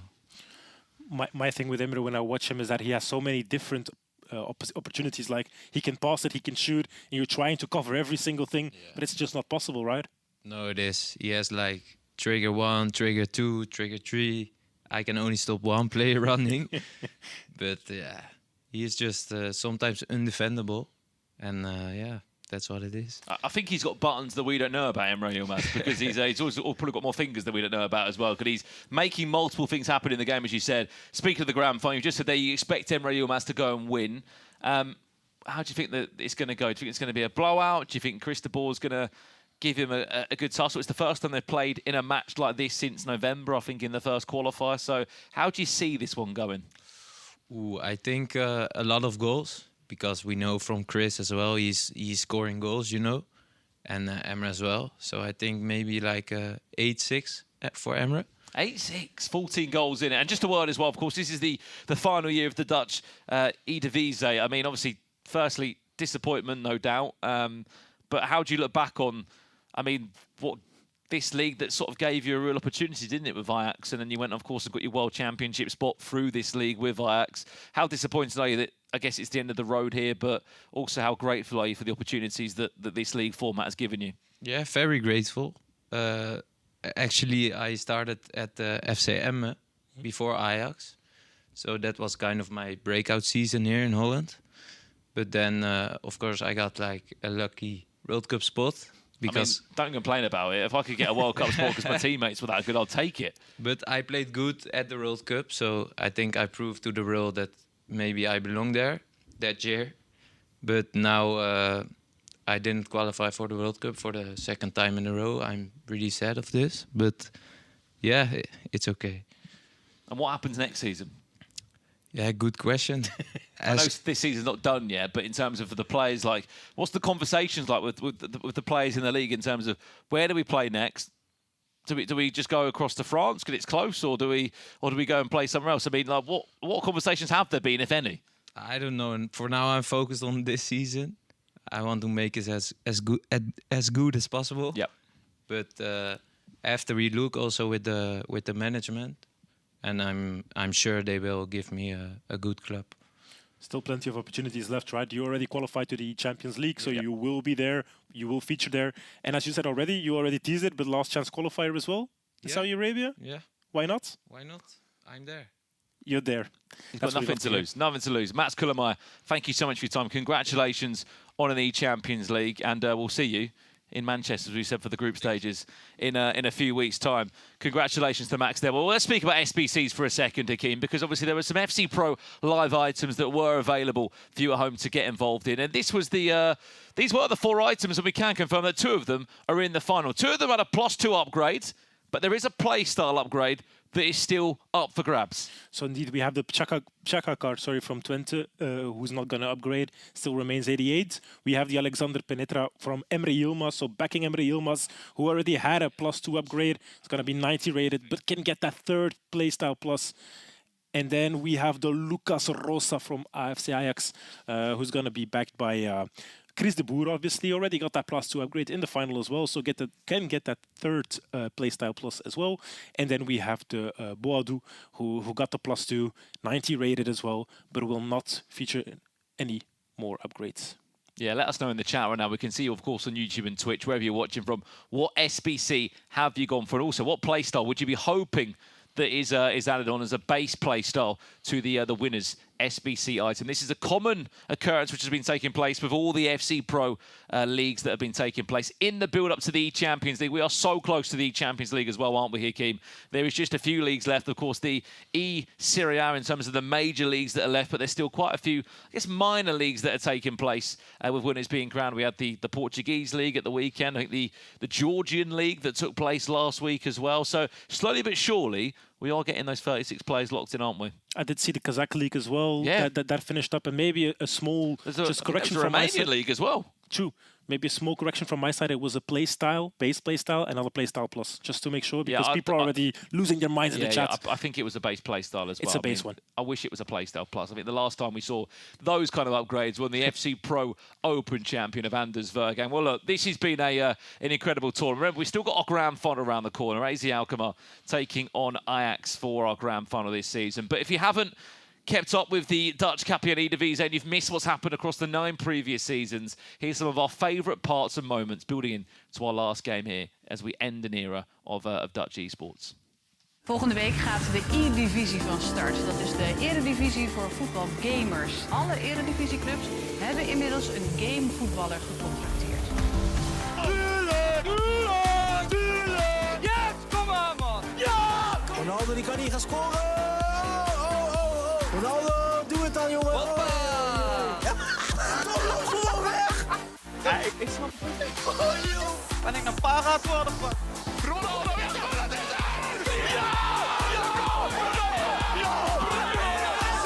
Hij is het! Danny Visser! Wat de... Kuipie, Johan, groot getaakt. Wat een goal! Tuurlijk, man! Rood getimed! Dat zijn de glitches daar, hè? Doe het! Wat is het?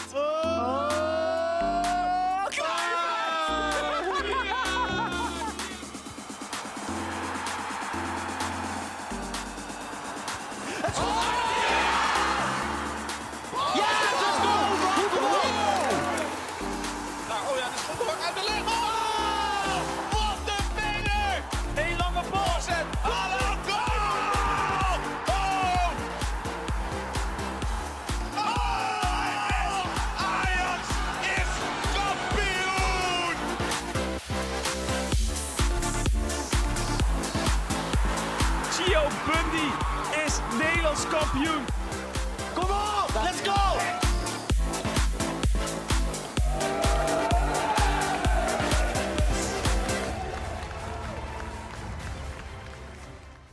And there we have it. I mean, look, such a special last 8 seasons. We've got goosebumps here, haven't we, in commentary of what a... I mean, you look back at just the different generations of players, don't you? The different finals, the reactions, the passion, and how many special moments we've had in this league. This is the end, Brandon. The final chapter of the KPN eDivisie. 9 seasons in, we had different champions, whether it was Ajax, we saw Vitesse, we saw all types of teams winning it, whether it's the big teams that are investing a lot, or the small teams that had a very talented player.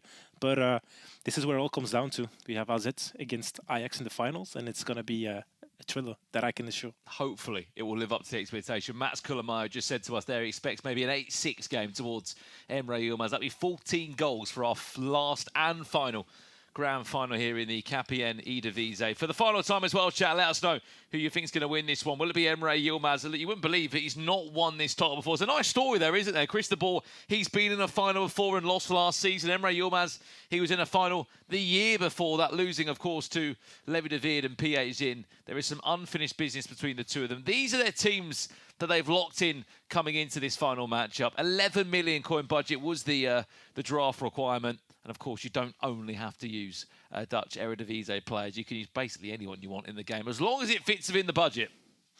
Hendrik up top, McTominay, Vitinha, those were like the main players. And then, of course, with Cole Palmer, he was quite important in that last semi-final as well. Defensively, Maldini, he's the only player that used Maldini in this whole final, let's say, top 8 tournament, Emre, which is quite interesting, but it did work out for him pretty well. Yeah, it did indeed. I mean, look, the importance, I think, there of Vitinha and McTominay needs to be studied as well. They've been incredible of getting forward and making things happen on the opposite side there, as we said. He might not have Maldini in his backline, but he has got Mickey van de Ven, Hakim. Wonderful card. I think I've seen people use that card so many times, and whenever I play against him, I actually have to change my pants sometimes, even because he's just a menace in defense. Also, the partnership with McTominay and Vitinha, pretty similar. And then instead of Cole Palmer, he will play with Arda Güler. He had some big performances, didn't he, in the Champions League, Arda Güler? Can he have some big performances here in the eDivisie on the virtual pitch. I mean, they're both very good teams, aren't they? I like the little differences in there. Team of the Year bronze on the side of Chris de Boer and Davy Klaassen, as you said. Will he come on? His 77 rated gold item. I doubt he will. If he does, he might get probably a minute at least. I mean, if we look at the teams, the main differences are that Emre is using Maldini instead of Van de Ven. That's like a big difference. Emre is also using Ramirez instead of Schweinsteiger in this screen, and Palmer comes on instead of Güler. So it's only 4 players that are different in the squad, which means that they have a very, let's say, balanced squad. They have a similar playing style. So I'm just looking forward to see the goals fly in from left to right and keep going. That's what I like to see. A lot of goals and a lot of celebrations, because they were quite calm in that semi-final. Who's got the better team as well? Let us know at home. There's only 4 differences between the two squads there. It's basically the same frame and will be the same frame across most of the teams. As we said, they last played in November. They played in the first qualifier where Chris de Boer and Emre Yilmaz both booked their spot to this final 8. They did it all the way back in November in the first tournament. So other than that, they were just getting back for more practice, more prize money. And look, looking back on that final as well, I'm just looking at here and how the result did end up between the two sides. 5 goals to 4. There was 9 goals in that one, and he only just got past Emre Yilmaz. Maybe interesting. I saw somebody asking us, Brandon, is Endrick Fantasy a good card? He hasn't really watched the previous games, I assume. He's a brilliant item, isn't he? He's been absolutely superb, that Endrick Lee. He's just so fast, and the play styles that he's got are finesse plus and an incisive perfect. pass. I mean, he can drop into a little bit of a false 9 there, can't he? And play the through balls to the wingers and play those all-important through balls. That's what it's interesting with Vitinha doing an overlap almost on the attack, like we're doing on the left back and the right back.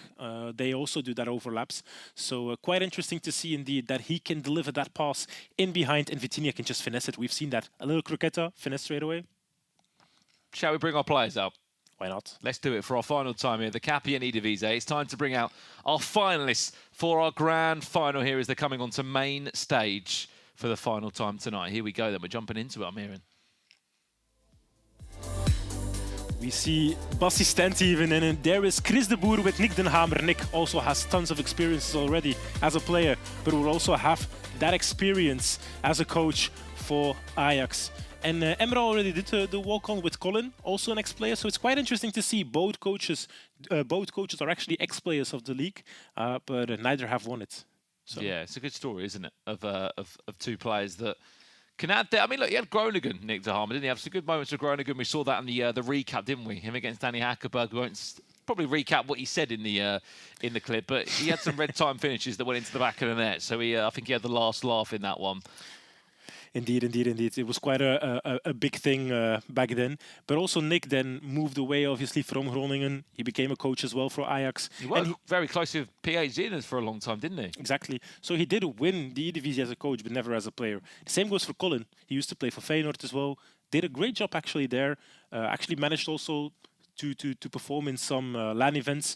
And I remember going with him in Saudi Arabia for the last chance qualifier. I was with him there on site, and I have to say, besides Emre, he might be the funniest Dutch person that I've met. But Emre just takes the crown. We already had him here on the stage between the casters. I think it was 2 years ago. Had a little interview with Emre as well, and the guy is just he's a funny guy.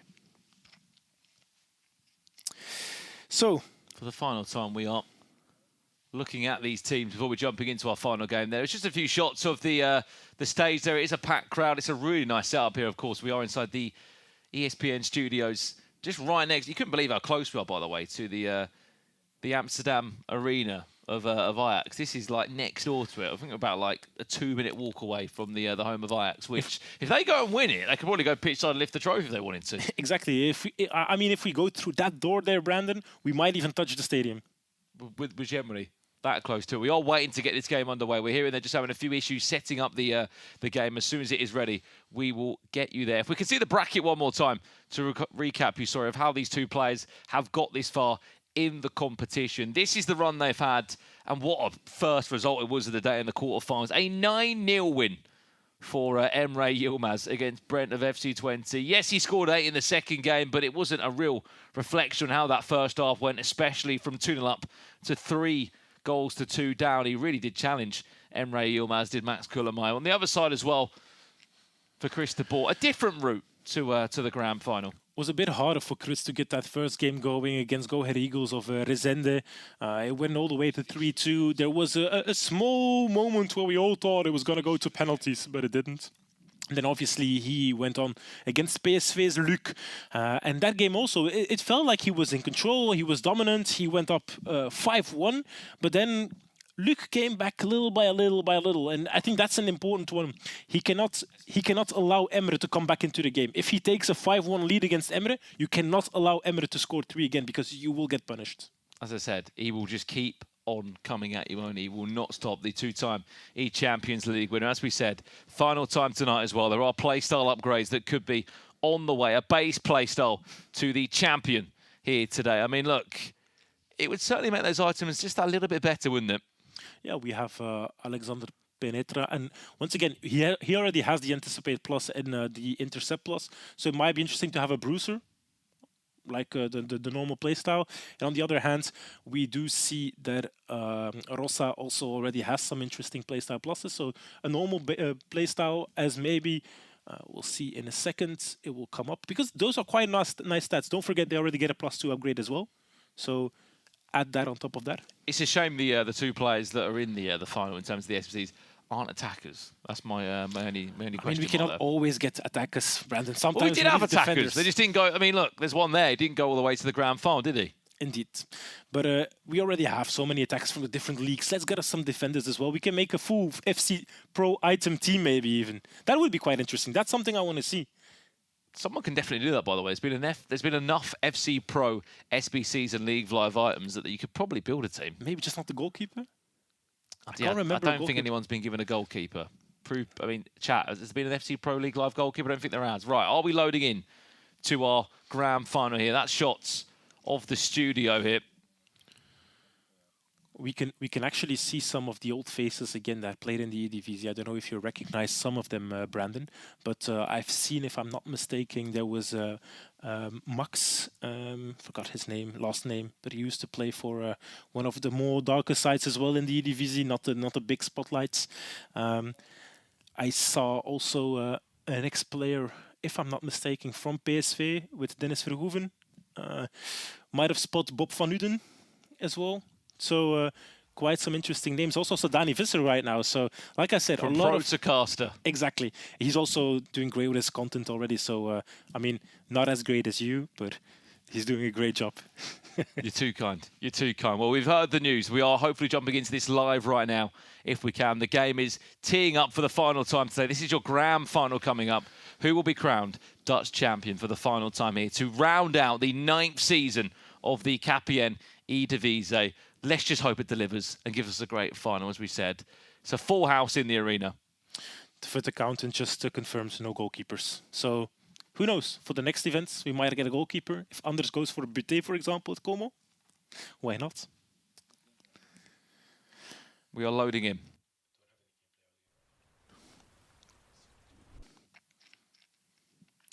All right, the final game. You can see Max's focus, Nick Den Hamer behind him, Emre Yilmaz with Colin in front of him.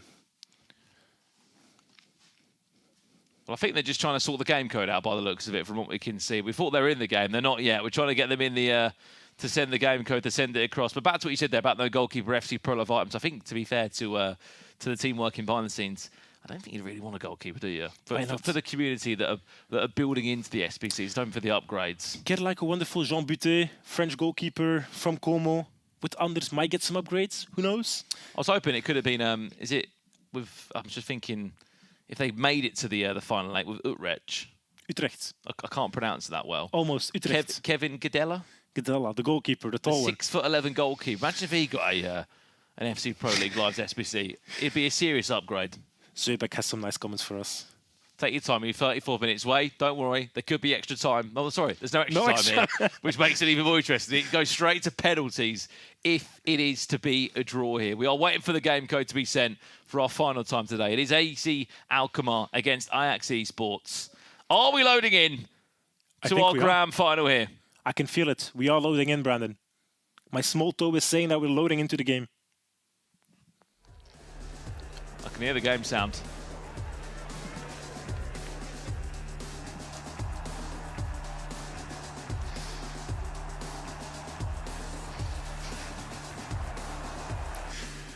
Celebrations are there. It means that we're loading into the stadium and that they are ready to go.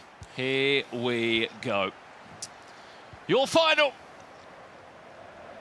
The best two clubs in the Netherlands and the best two players on form. And as much as they've had both an incredible last couple of seasons, oh wow! Emre Yilmaz in seconds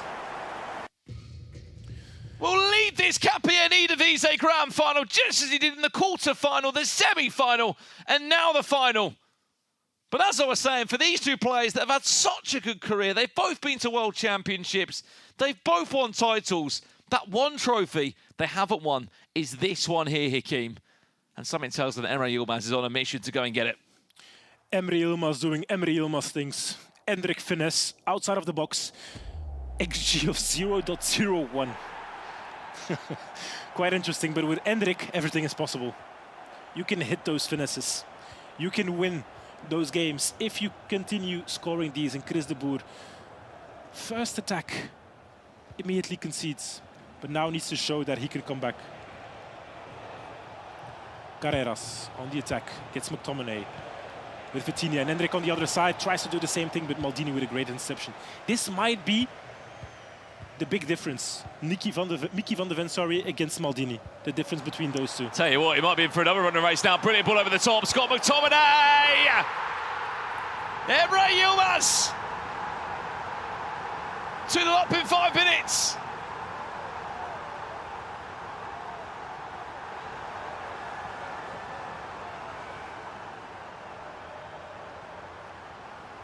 This is quite hard for Chris. Goes down quickly. Nothing he can do. Scott McTominay once again, low-driven shot. And Buffon just cannot get there. He just got the right side of the defender there. It didn't really matter who it was. Just the body type and the frame of Scott McTominay. 2-0 already. 2 attacks, 2 goals. Chris needs to answer. Needs to score. Otherwise, Emre might be running off here with the win.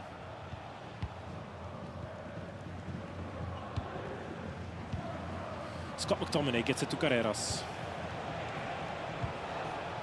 Gets it to Hendrik. Hendrik to Schweinsteiger. Now there might be a run once again. Hendrik can get that ball. Hendrik! Ooh, what a save by Buffon. Corner. Played on the fleet down on the half volley, which is then hoofed long by Ramirez. People are asking how close Chris is to the screen. He's almost in the screen. Currently not working, but it might later on. Let's see how Emre can go forward with Vitinha. Getting to Sheridan, back to Ramirez. He's searching for that little gap right here with Hendrik once again. McTominay just about does enough, or does he? Ball just keeps on bouncing back to Eziel Marshall. Vitinha! 3-0. This is Emre Yilmaz's grand final.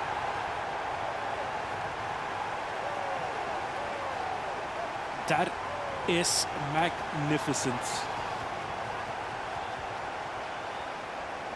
3-0 already. As if it's nothing in the grand final. In the final of the KPN eDivisie. Vitinha inside of the box. You cannot give him that space. You cannot let him have that finesse right there. I think the hard part in that, Hakeem, is that the ball just bounced back to Emre, didn't it? It was like he was a magnet. I think these are Chris, his mother and brother. His parents watching on the sidelines. His mother and brother. He already told me his mom would be there, and I think when she saw herself on the screen, she was like, "Not now. It's 3-0. Not now. Not the time. Not the time." Chris de Boer. It can't be heartbreak again, can it? 2 years in a row.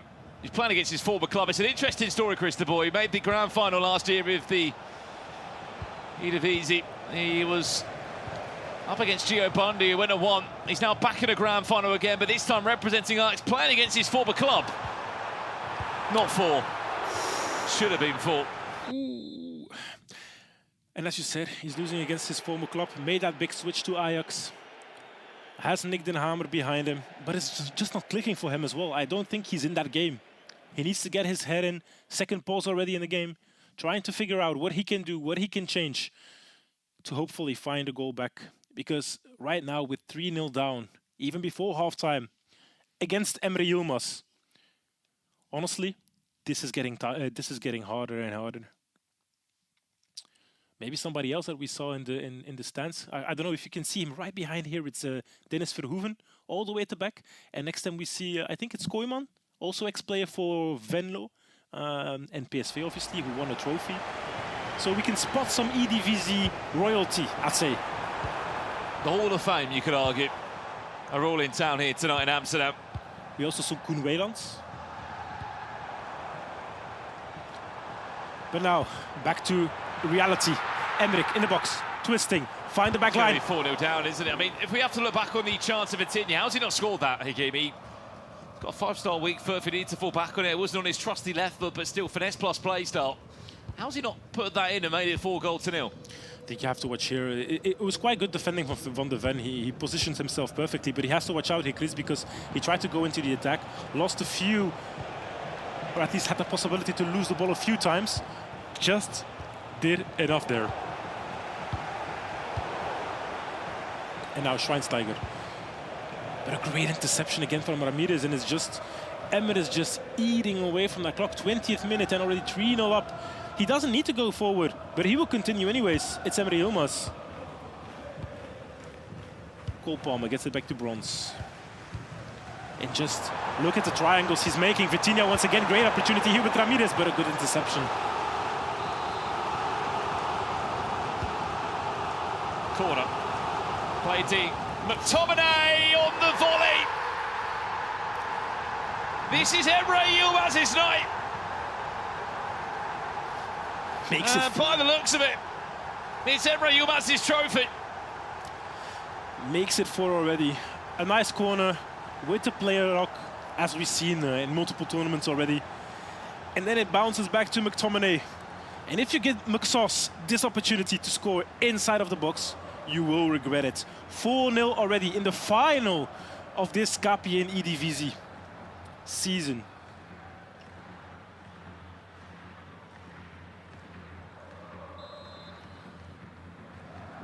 Well, Brandon, you can almost already smell that added play style or base play style on the Penitra cards, right? Close to it.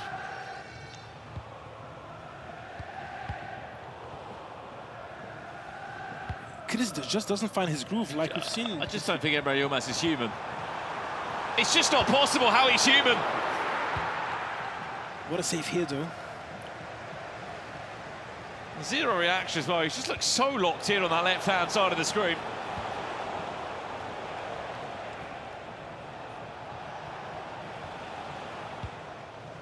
Hendrik is trying to find his way through, but right now he has to watch out because a lot of spaces are left now. Palmer can get it into Hendrik. Hendrik again. Oh, again, he's getting all the angles! Offside.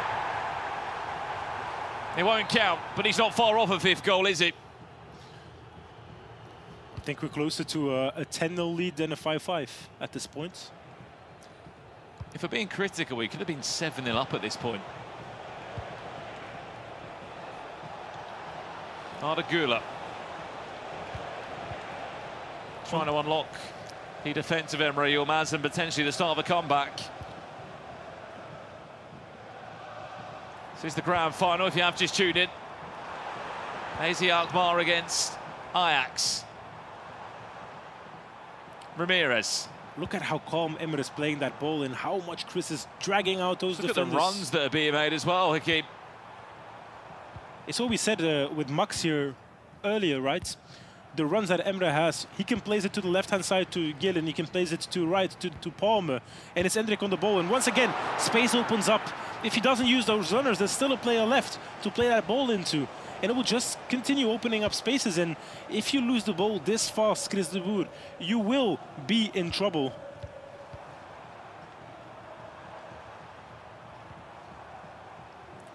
And this is the grand final, Brendan.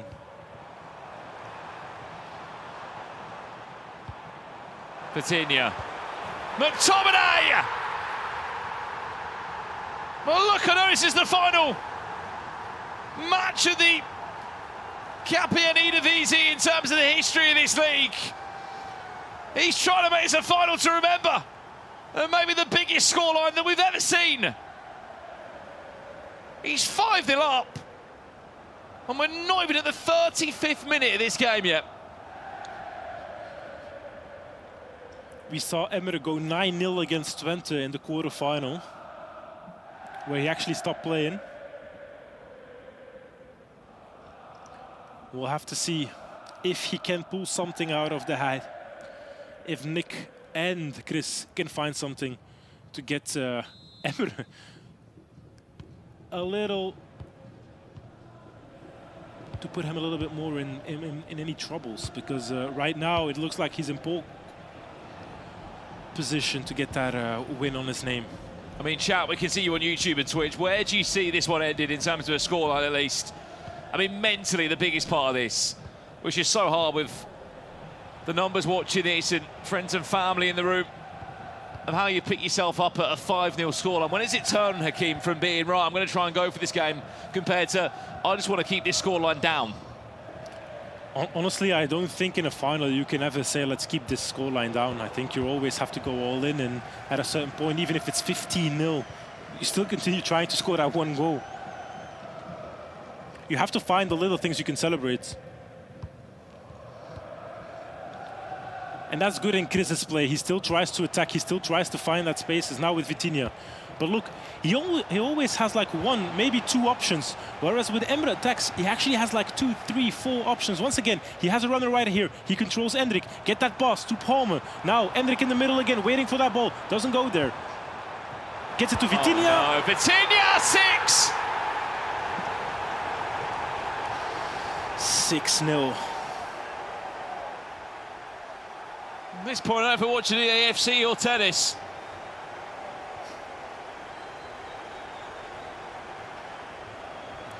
That certainly would be game. This might be it, yeah.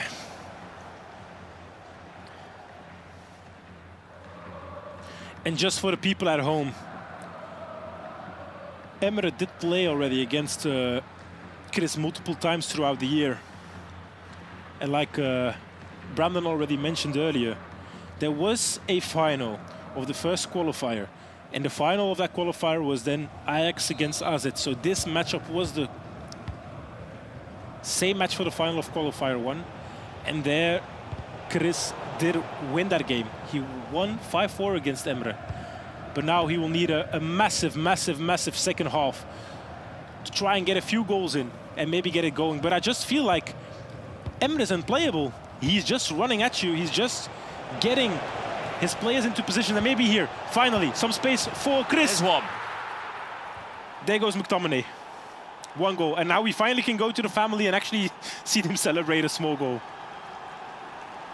Regardless of the result that Cristobal finds himself in, no doubt his family there watching will be so proud of him. He's made it to another World Championship. He's qualified for another eChampions League, which only, as we said, the best 32 players in the world can even achieve that. But just a word on Emre Yilmaz for a second, Dory. I mean, all the eyes are on Anders Vergang often in terms of him winning this and winning that, and don't get me wrong, the fantastic player that he is. But who's he been beating in those finals? FC Pro Open final, he beat Emre Yilmaz. E-Euro final, he beat Emre Yilmaz. I feel like he's sort of second in the line at the moment. I mean, this might be the year where he wins it all. Starting with his domestic league, then running into the eChampions League, going for the 3rd. And then let's see if he can make it also into the World Championships, Brandon, because the big prizes are still up for grabs, right? He didn't win the FC Pro. But there are still so many different trophies to be won. And he can do what Manu has done, right? He can still go and win an FC Pro. But look here, Palmer, Endrick finds that goal, 7-1. He just even has time to play around. He does a little play a lock, goes left, right, finds that space onto the right-hand side, and he can even have a little laugh with his coach, Colin. A slight smile there from Emre Yilmaz. A grimace. As he finds himself 7-1 up at half-time, by the way.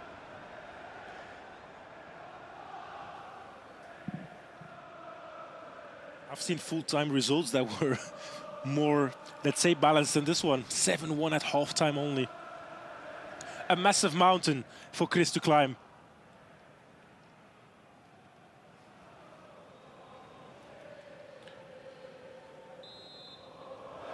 You can see the side like of how can I turn this around? What can I do against him?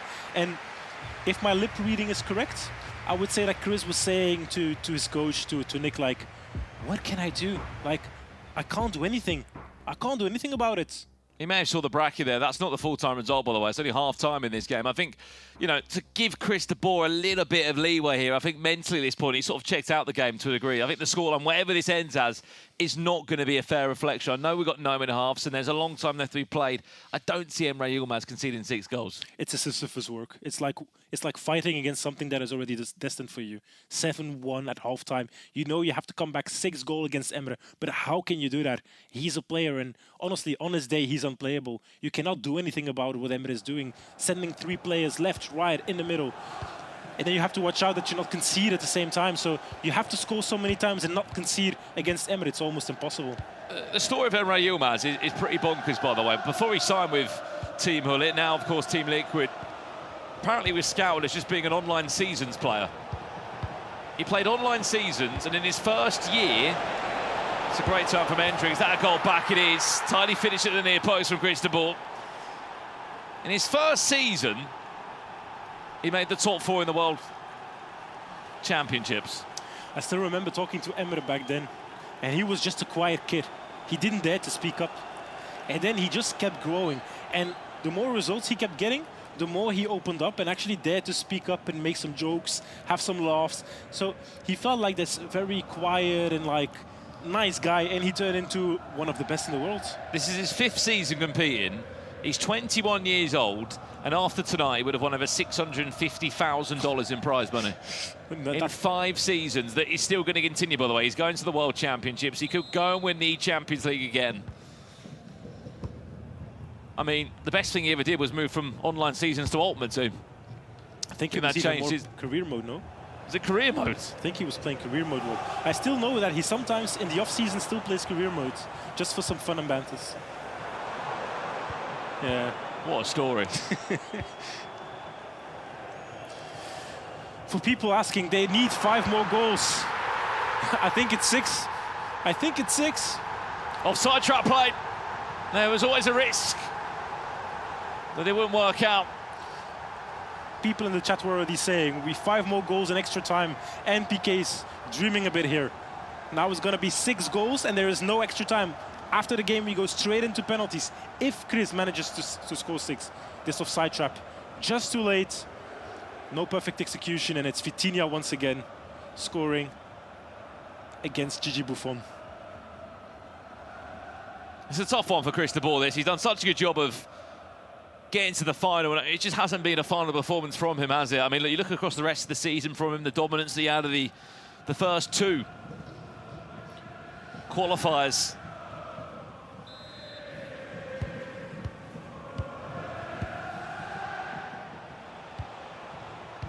I mean, depending on where they're in the bracket, I mean, are we expecting Emre Yilmaz to get to another Champions League Grand Final? Maybe Anders Vergen could be in the way. I mean, that's the trophy that Anders hasn't got yet. An Champions League. And Emre just won his 3rd. He won his 3rd trophy. Why not go for that? And also, he hasn't won an Serie A yet. He could go and do that. Next week, he's in action in Italy, Anders Vergen. Everyone's been asking where he's playing this season. Not in Germany this year. Playing in Italy. Hendrik, Palmer. We have Vegan Hope who's asking, please, commentators, make the stream last 45 more minutes, please. Quite specific timing, that is. I wonder why. There goes another pass. Good interception from Jacobo Ramon. It's that intercept plus. And you can just see the way Emre is playing. It's A2 and he's still trying to attack. He's still trying to be dominant in this game.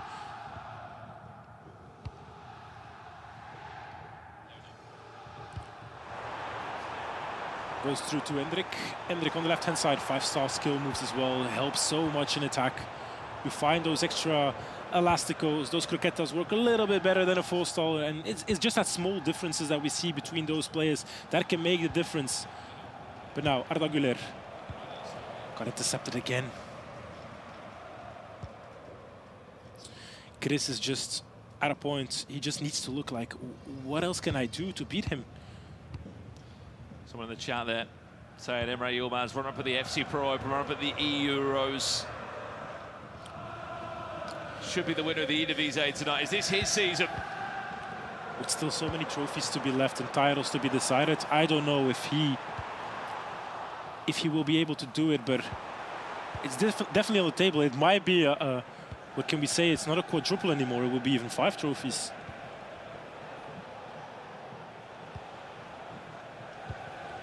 Jacobo Ramon gives it to Bronze, and now back in the attack for Chris de Boer. 63rd minute, and he needs 6 goals.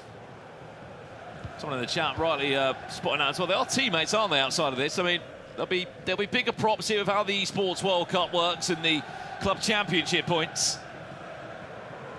Outside of the football club representation and ecosystem, there is obviously extra bonuses that can be won. Tell you what, they've placed quite well, Team Liquid. Also, people asking if DH Tex is in this one. I don't think Tex is playing in this one. No, Tex is not, but he is on his way to an eChampions League, though. Because he played in the E-Premier League, obviously. Final 25 minutes here. Played for Leeds, if I'm not mistaken. Just missed out on the World Championships. Yeah, with the menace of Bonano and Gafonso, it's always difficult, I think, to get a few spots in there. Especially in the form that they're in, aren't they? 3 times they've won it in a row.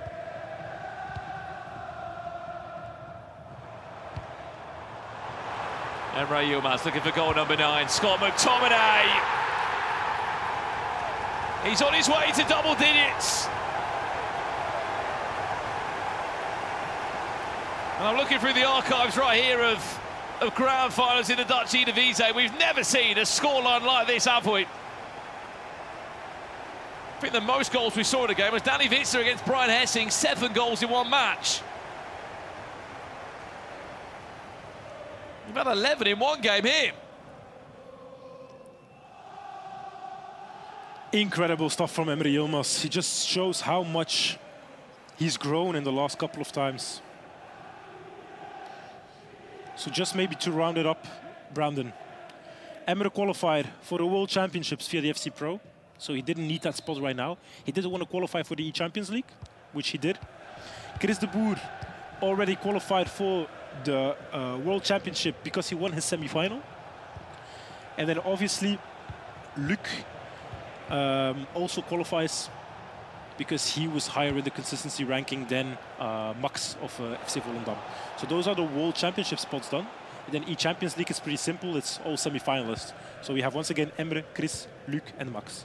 Yeah, just to make that clear, as we said, it's Emre Yilmaz that already was at the World Championships from the FC Pro Open. His spot goes down to the next best consistent player in the Final Four. That wasn't Mats Kullamäe, that was Luuk of PSV. Chris de Boer also earning the spot for making it to the grand final of the KPN eDivisie. The top 4 players, though, are all on their way to the eChampions League.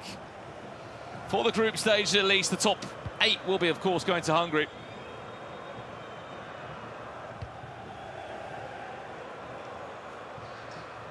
Someone in the chat just said, what's my favourite type of cheese? Fun fact, I don't like cheese. And we'll leave it there. For me, honestly, couldn't care less. Not a big cheese fan. I'm glad we agree on something. 15 minutes left, there are Ajax with a pause. I'm not sure what that would honestly change in the nicest way. Maybe give me a little burrata.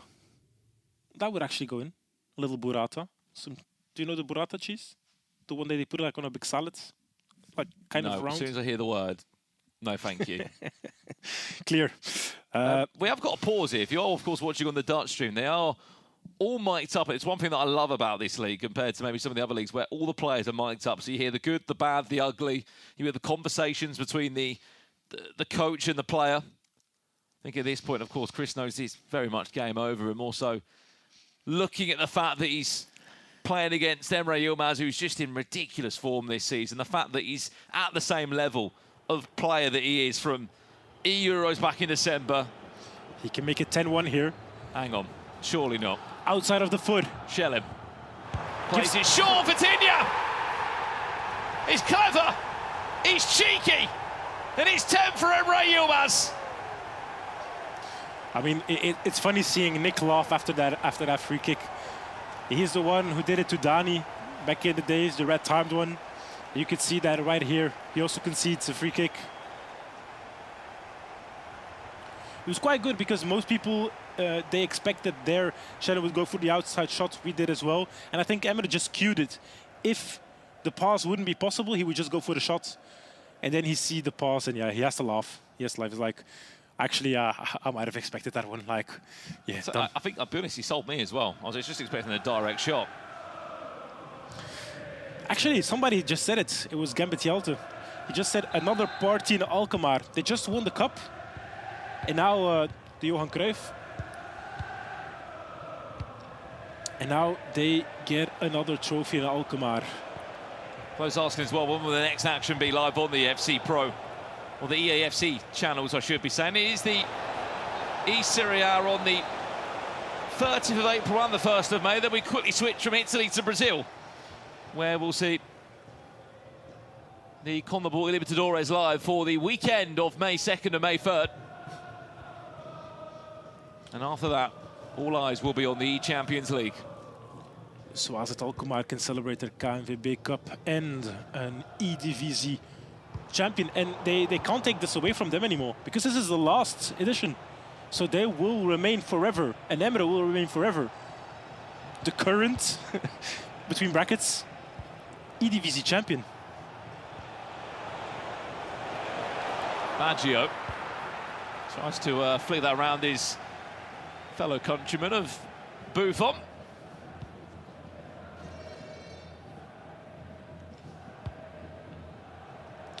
Emre is actually trying to play the clock tower now.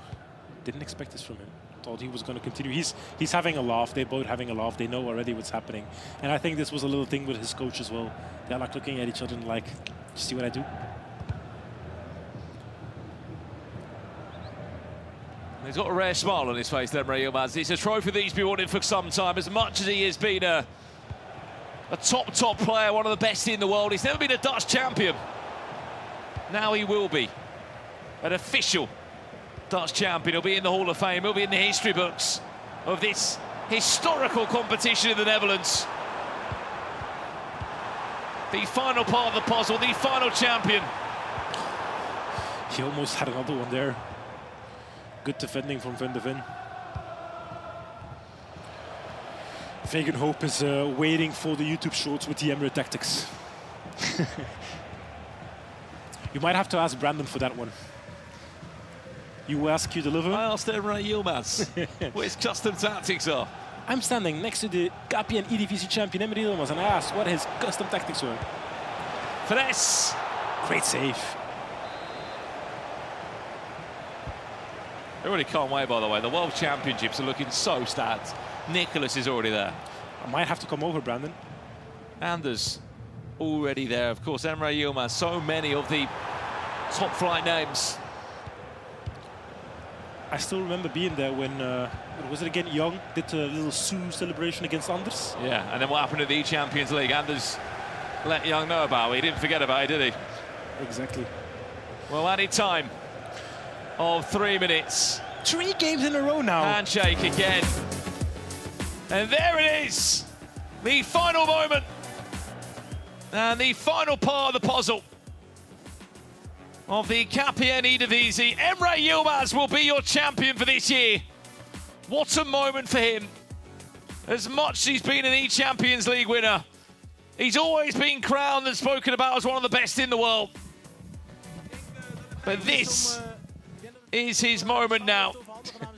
Colin is standing there. He's a little proud. He knows what will happen, but Emre already has his trophy ready. Your eDivisie champion, Emre Yilmaz. Met coach Colin Dekkers. Not just an eChampions League winner now. Finally, a Dutch winner.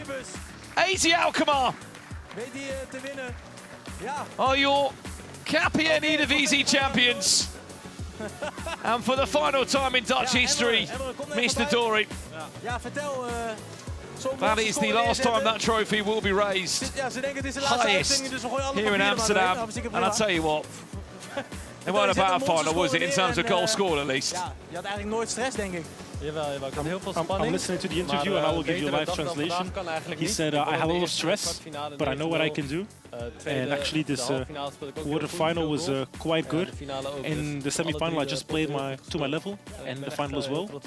And he's very proud of himself. Ja, de emoties zien we niet altijd duidelijk bij jou altijd, maar die van binnen zit er toch wel een hoop opluchting en blijdschap bij, denk ik. Ja, tuurlijk. Mijn doel was natuurlijk om de eDivisie te winnen, maar ook de He Champions League. he wanted to win the eDivisie, beter kon and he said this is the best way to do it. I couldn't do it better. Zijn scheiding even goed doen. Vertel, hoe fijn is het om met Colin samen te werken? Ja, heel fijn. We hebben natuurlijk de Pro Open finale gehaald.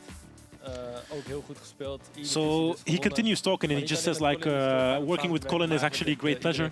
He says we made it into the FC Pro final, we lost it, so we just wanted to win something. That's when we came here and actually they bring on the coach as well, Colin Dekkers, ex-player of Feyenoord as we already said, and it's Bassistad. You can always expect something from him, the interviewer, and he's just asking him Wat zijn dan belangrijke dingen how does it feel and how are you feeling about this trophy and how is it to be the coach of Emre? Als hij altijd speelt als vandaag, dan hoef ik hem eigenlijk niks te zeggen. Alleen het is constant herinneren en gewoon goed kijken naar de tegenstander en daarop te anticiperen. En net als in deze finale zagen we een paar dingetjes wat Chris niet deed. Nou, op een gegeven moment Right. So he continues to talk about the tactics and so like we just look at what Emre can do, where he's better than an opponent, and in the end he saw that Chris wasn't playing to his level and he was leaving out some stuff that he usually does, and that's where Emre actually took action and made sure that he could win this trophy. Emre is heel goed in het aanvallen.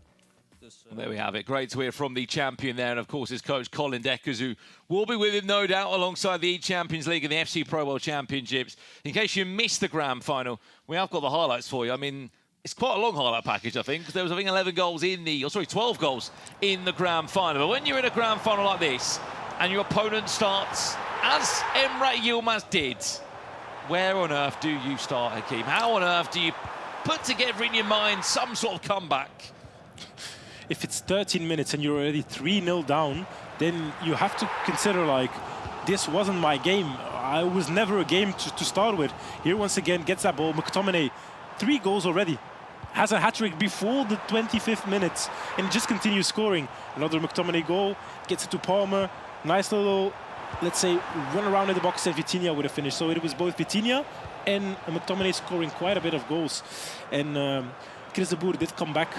But before half-time, it was already 7-1, and you cannot come back from that, Brandon. So hard to come back from that. 6 goals down, it was a half-time, and as much as Chris de Boer tried to come up with a plan, he was aggressive there on the offside shot. This is a really clever free kick we saw as well from Emre Yilmaz. It sold me, it sold you, and it sold all of us here. But look, what a moment for Emre Yilmaz. As much as he is kind of skipped the process of winning a league and he went straight to the top 4, straight to the World Championships. He hasn't missed a World Championship since he's been involved back in 2022. His 5th year competing and he's already made it to another championship again.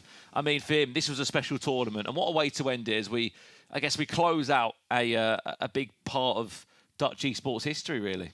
I think we've seen, like I said, beautiful winners already, people that came through the KPN eDivisie. They were smaller names, they didn't really have an international name, so to say. But I think a lot of people in the international scene are also looking at the KPN eDivisie, are like, who are the next talents coming from the Netherlands? And obviously with the likes of Team Gullit back in the days and now with Liquid, we can see that those talents are being picked up. They are being trained and get even better, get the right coaches next to them to try and perform at the international stage and at the best tournaments there are. So in the end, I personally saw it as like a talent factory. This is a talent factory. It always has been for me. And we've always seen names come through, whether it was Danny Hagebeuk, even Danny Visser. We had Levi Frederik, Levi de Weert. You had Manuel Bachor, obviously 2 times a world champion. You have Emre Yilmaz with a 2 times eChampions League winner. So talent is here. Talent was here, I have to say. And I think that's like the best summer from those last 9 seasons we had. I think talent has always been a bit in the last few years. It has really started to go forward. Look, Manu Bashore, a 2-time world champion. Emre Yilmaz, a 2-time eChampions League winner. These are winners in the last couple of seasons, isn't it? So as we said, as a door closes here in the Netherlands with the KPN eDivisie, the question mark goes, where will these players go next? They've got to play their EAFC somewhere. For the final time, let's have a look at the SBCs and our final upgrades, as we said. A +2 upgrade is guaranteed on the items of PSV and AZ Alkmaar. There will be a base play style upgrade on the way for that Portuguese centre-back. But the question is, what will that be? All will be revealed in due course, of course, when it is released and it is upgraded in the game. And I guess, look, if you did it, fair play to you. You chose the right player. I mean, if you had to pick one and you have to bet on one of 4, I think Emre Yilmaz was a fair pick for you. Emre Yilmaz as your go-to to win this tournament. Yep. I think it was a fair bet to do, but we saw that the first game against Brent, 9-0, stopped playing because it was just done at the 88th minute. Then we saw the semifinals, once again, stop playing the opponents. And now in the final, even though it was 2 minutes, the opponent just stopped playing because he's just that good. And somebody said it. If Emre is scoring that many times, what can you do to stop him? You just got to try and outscore him somehow. And only a handful of players can do that. One of them, of course, the line of Anders Vergang. But that is the end. The end of an era. The end of an incredible tournament across 9 years. The Dutch KPN eDivisie will not be returning next season. It is a hard moment, of course, for these players. But I want to say a massive thank you personally from Hakeem and myself, Brandon, for all the hospitality, all the opportunities that we've had in this Dutch league. I mean, any final words from you as we close the chapter here? As you said it perfectly. It's always been a warm welcome here. We always came back here to enjoy and see talents at work. And we saw some champions, we saw some winners. And that was basically it for 9 seasons. And I'll just give you this. I hope it comes back later. Maybe one day. Maybe one day the famous Dutch eDivisie will return. But that is it from here in Amsterdam. Emre Yilmaz is your champion with the biggest scoreline we've ever seen in a grand final here in the Netherlands. He is finally a Dutch champion. AZ Alkmaar are your champions for this season. And that is it for the KPN eDivisie. From myself, Brandon Smith, and Hakeem, known as Mr. Dory. That is it from Amsterdam. Thank you to all of you that watched, of course, on YouTube and Twitch on the EA Sports FC channels. We'll be back next week in Italy for the E-Serie A. But until next time, it's good night from us and a massive well done once again to Emre Yilmaz, who will lift the trophy for the final time here in the Netherlands. Good night from us. We'll see you all very soon.